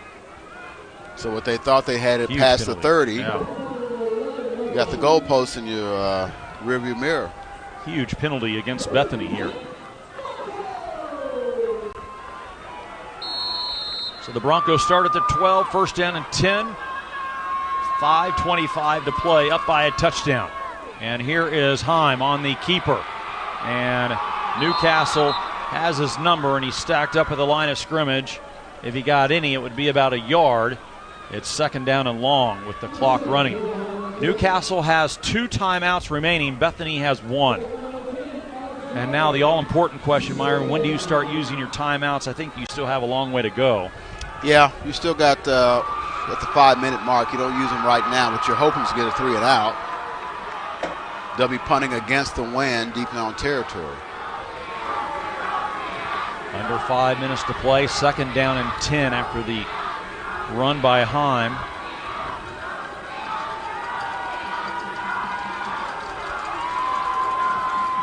Heim will pass it, and his pass is caught over the middle. Still going to be third and about short. Third and about 4 looks like, yeah, maybe. Jackson Clark on the reception. And he's going to be short of about 3 yards. You're right. Third down and 3 now for Bethany. After the play, the quarterback took a hit on the hip. It's been a rough game for him. He's played well, but he's think about a quarterback. When you run, you're going to take some licks. His own player blocked right into him. Here's the third down play. And the ball is loose. It is picked up by Newcastle. They're going to score. Touchdown, Newcastle. Oh, my gosh. Talk about serving up a room service fumble. just kind of floating in the air. Alex Logan, number 10, picked up the fumble and ran it in for a touchdown, and we're a point away from this game being tied. Look at this, the ball's just floating there, right in his hands. It was a tip drill if it were a pass, but it was a run.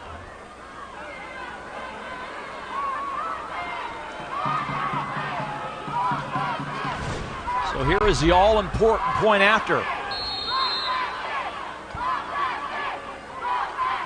Conway for the kick. It is down. He missed it! Conway misses the point after! And Bethany keeps the lead 21-20. Oh my gosh. Are you kidding me?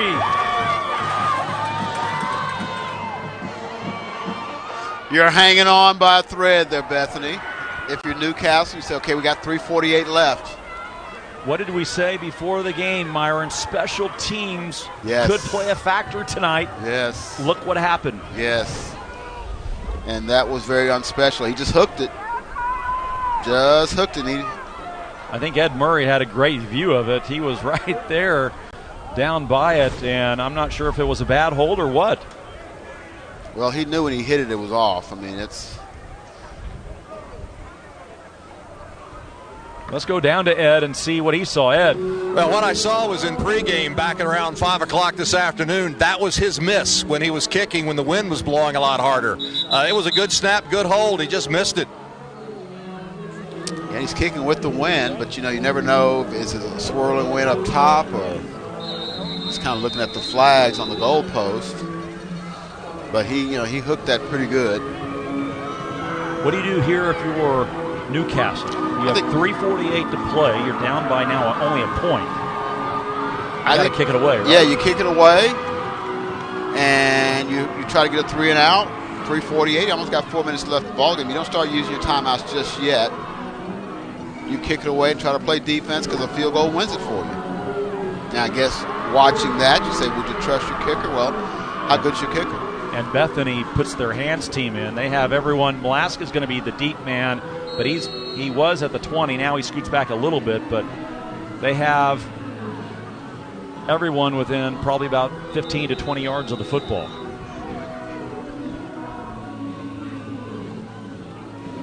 I think you kick away. Bethany hadn't done much offensively the last couple times they've had the football. 2 turnovers in the last 2 possessions. Yeah. Interception and now a fumble.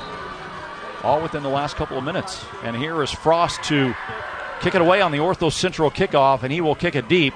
And Malaska will let it go out of the end zone for a touchback.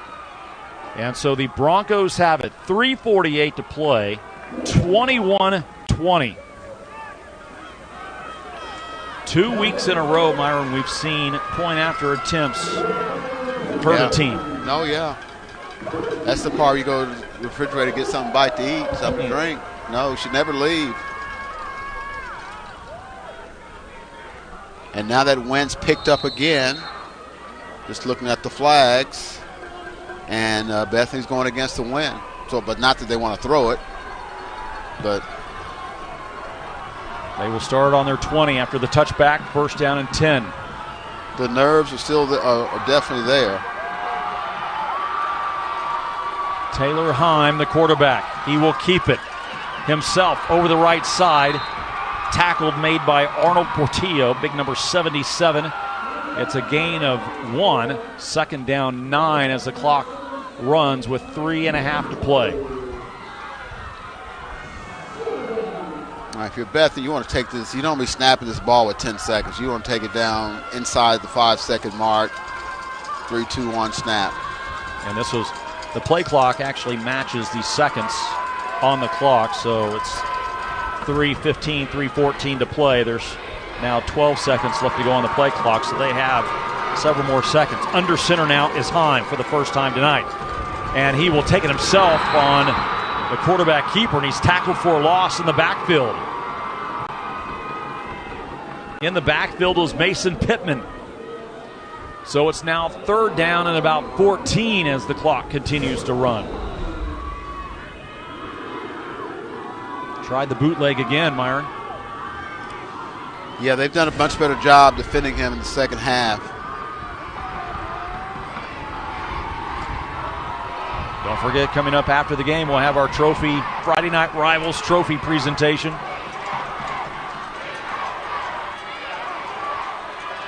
Heim on the play action will run with it. He gets away, gets the first down and more across the 35 out to the 40-yard line.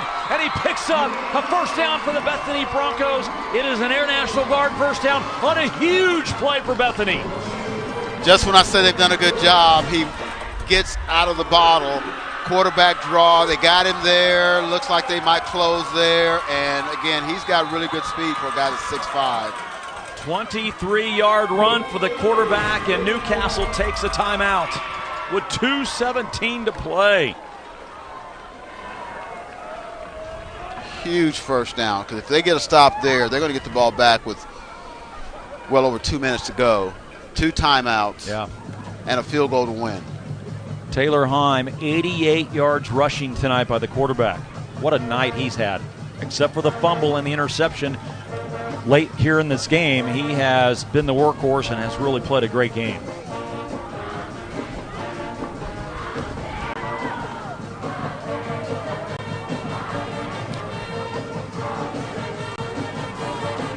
Don't forget, here in a bit, we'll name our player of the game, our GMC player of the game, and then we'll have our OCCC play of the game. But I hate to call that right now, Myron, because we still have a lot of football left to go, 21-20.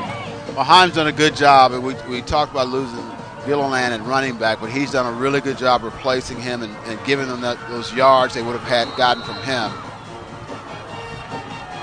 And that first down was the biggest one they've had tonight. Line of scrimmage is the 40-yard line. There's the handoff. Nothing doing for Gilliland. It'll bring up second down and long. Ethan Evington on the tackle for the Racers, big number 72.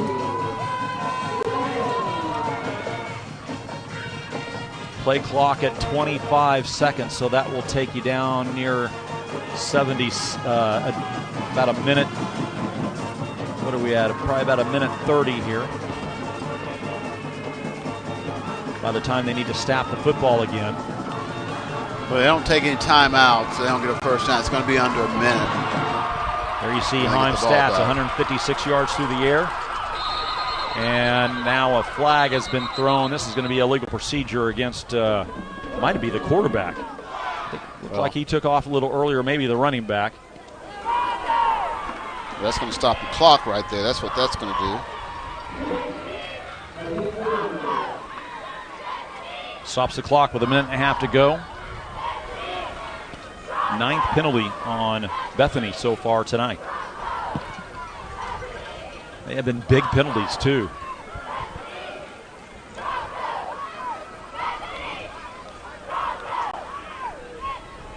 So it'll be second down and 15 when we resume. Ball back at the 35.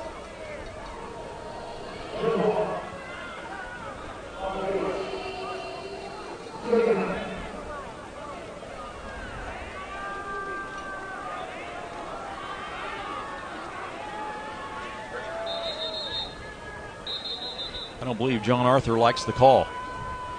I don't think he does. I'll take a gamble there and say I don't think he likes that. And now timeout as Jeff Brickman wants to talk to the officials over something.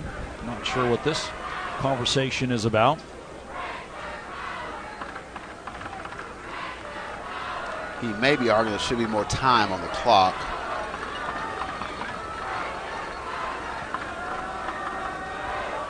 I believe you're right.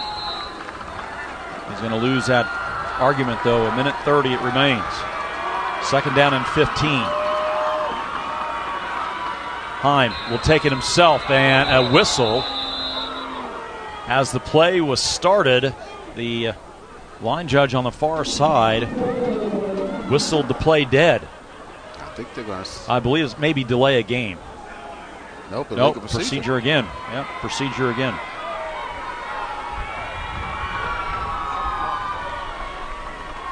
So they should now put 2 seconds back on the clock because it's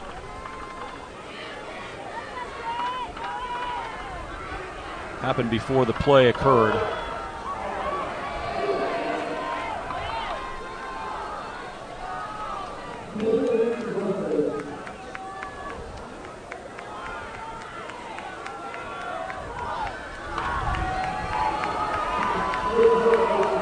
And now they're going to put the 2 seconds back on the clock.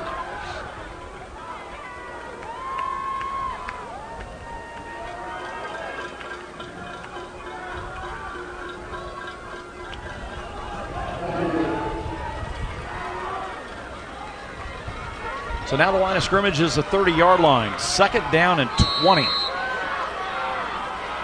Again, Newcastle has 1 timeout left. Heim under center. The handoff, the room, down the sideline, and Gilliland runs over Jordan. Stays in bounds. Clock runs, and now Newcastle will use their final timeout. Yeah. Gilliland picks up about 11 yards on the carry. Let's watch the end of this because it was... Lower the shoulder. Alaska almost might have been guilty of another push in the back right there at the end, but it was not called, and so it'll be 3rd down and long. Actually, I say 11 yards. He picked up about 13 on the carry. 1:19 to play in the game. You know, there's illegal procedures. I wonder if they're saying the quarterback is actually running before he gets the football. The snap, yeah. I think that's what those last illegal procedures were.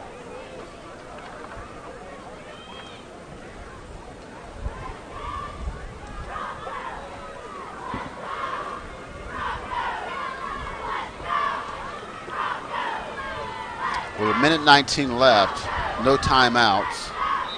Obviously, they've got to stop here, but either way, they're going to get the ball if they do stop. With a long way to go, less than a minute to go, unless they can get a punt block or something like that.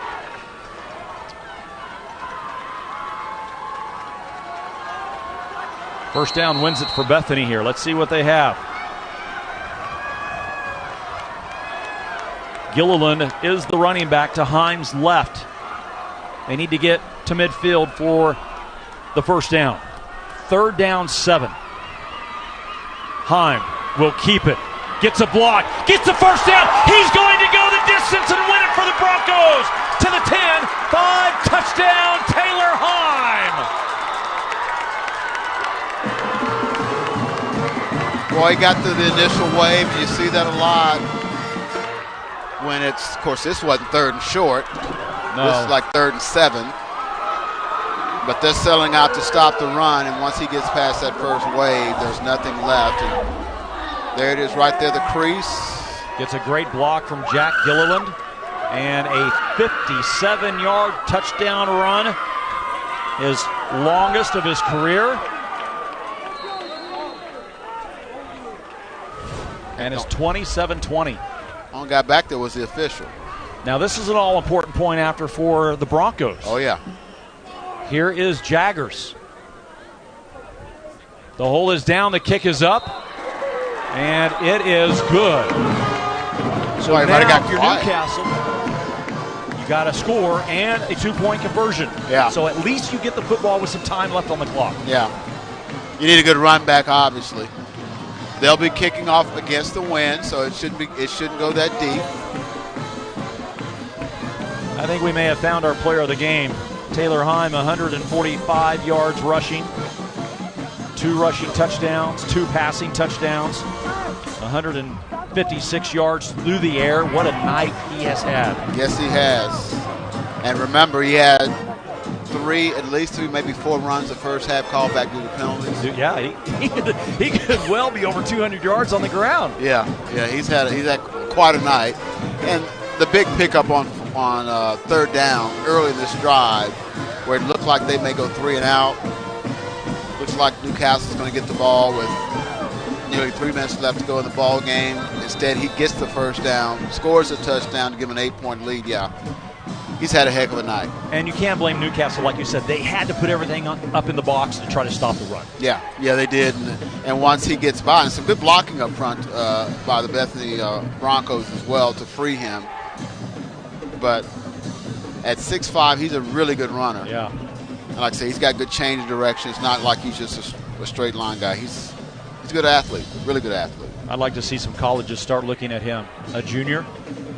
He has another year to develop. Put on a little weight. Yeah. Get in the weight room a little bit. Yeah. There you see him right there. What an athlete. Now here is the kick, the Ortho Central kickoff for the Broncos. Jaggers will kick it away. He is kicking into a pretty strong wind now, late in the game. Jordan is the deep back, the return man for Newcastle, back around his 10-yard line. And Jaggers kick high into the air. This will be fairly short, and it will be taken from the 10. And this is Conway. And Conway is tackled at the 25, so the Racers have a chance here with 1:02 remaining. Let's watch this run again by Heim. Ground levels, some pretty good blocking there.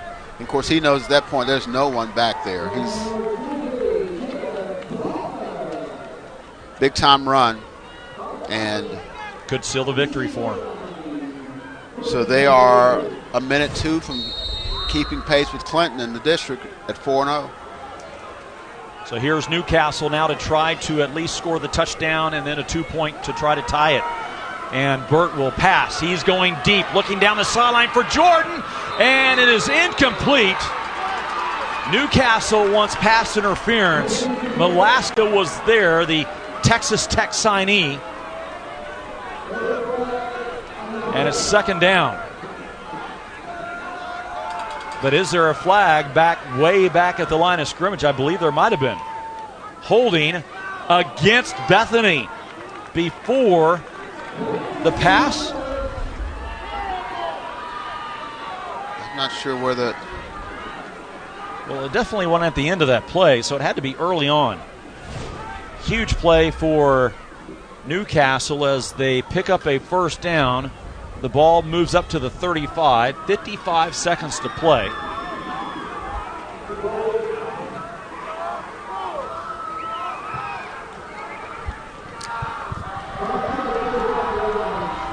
Teague Jordan to the top of your screen. Here is Burt. Last snap is low, and all they can do, Conway falls on it. And now they'll have to hurry. They have no timeouts, 50 seconds remaining. The fumble puts the ball back at the 23-yard line. He has to wait for his people to get back, his players, and now he spikes it, and it's third down and long. Yeah, third down and long, really, that's... Killer, that's a killer. That's a killer, yeah. And there's been some low snaps, but that one rolled back there. So they were at the 35. Now they're at the 24. You got to get to the 45. 38 seconds remaining. Teague again to the left side. And here is the snap. Burt looking downfield. He's got Teague. And it is caught, but he's going to stay in bounds. Actually, I said it was Jordan. It's actually Connor Seeley. They stay in bounds. Yes, they didn't get out of bounds. 25 seconds remaining. It's fourth down. They have to go for it. And he throws it down. Oh, my gosh. That's the game. That was fourth down. He stops the clock, but it was fourth down. And Bethany will win it. Yeah, I hate to see that.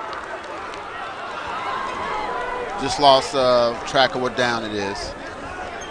So they'll come out and take a knee and go to 4-0. 19 seconds to go.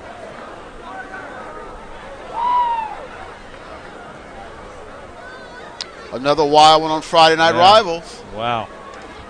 Crazy ending to a very good game. Bethany jumped out to a 21-0 lead, and then 21-7, and now they're going to win it 28-20. And they moved to 4-0 in District 1. And that man right there, Taylor Heim, or GMC Player of the Game. Why not after those kinds of stats?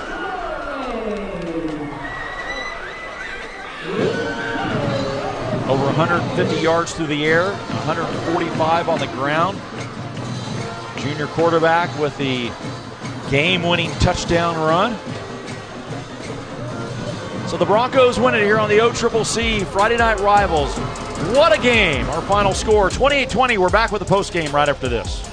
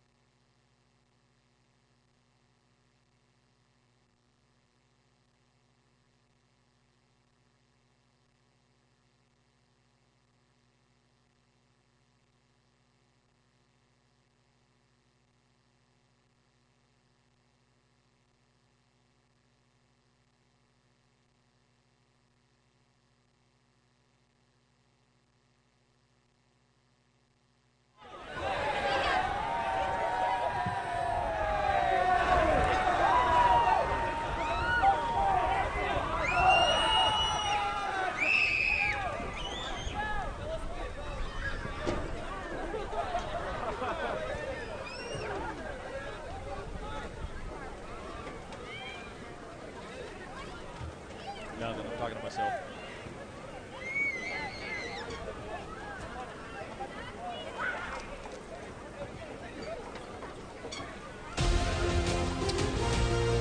Welcome back, everyone. What a great game. Bethany wins it over the Newcastle Racers 28-20, and Ed Murray is with the head coach and the team, John Archer.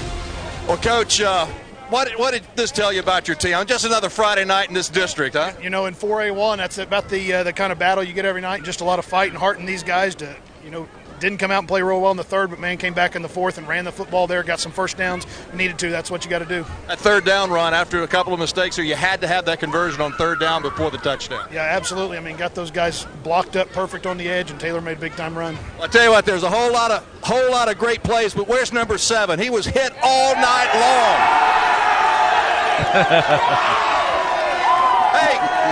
Hey, guys, I know you don't play him every year, but it was 2011, the last time Bethany beat Newcastle, but no longer.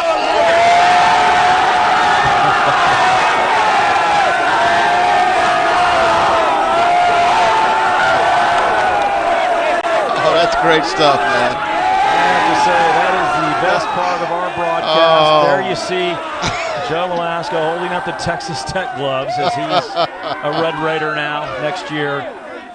What a great game. And our player of the game, our GMC player of the game is, of course, Taylor Heim. 145 yards rushing, 156 yards passing, and he did pretty much everything. Yeah, he did. That set up the first score. Perfect toss. Then he completes the drive on a quarterback keeper, a little bootleg there for the touchdown. And then later on, this throw right here where he's almost tackled, and it's a good throw to Woods.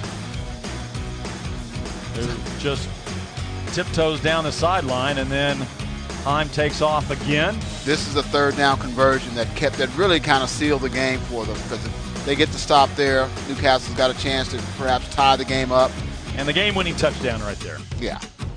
57-yard run by Taylor Heim, and he is our OCCC player and play of the game. Our GMC player of the game and our OCCC play of the game was that one right there. The touchdown run by the junior quarterback, and John Arthur has a quarterback for the future. I really like him. Yeah, he's a good-looking prospect, only a junior. And like I said, he'll get bigger and stronger. He's already a really good athlete. And, they missed their main running back, but he did more than take up for. If you just look at total yards, 339 to 240. Bethany wins there. 183 yards on the ground, and 145 was by the quarterback. Yeah. First downs is close, 15-13. Penalties, both had too many penalties. Yeah, really played a factor in the first half. Next week, we are in Midwest City, Oklahoma, as the Bombers, the last team to win the 6A state title on the west side of the state, takes on Putnam City North. The Panthers should be a great matchup and a big battle in that district. All of us would like to take a moment to thank the wonderful sponsor partners, the Oklahoma City Community College, GMC, McIntyre Law, and Wade's RV, who through their contributions to the program make these games possible for you viewers at home. We'd also like to thank our great sponsor supporters for their contributions to our 2021 Friday Night Rivals telecast. Oklahoma Ford Dealers, Homeland Grocery, Norman Regional Hospital, Ortho Central, and the Oklahoma National Guard. And we'd especially like to thank tonight's participating high schools and their administrators for their continued support. Newcastle High School and our host, Bethany High School. A great game tonight. The Broncos defeat the Racers 28-20. Have a great night, everyone.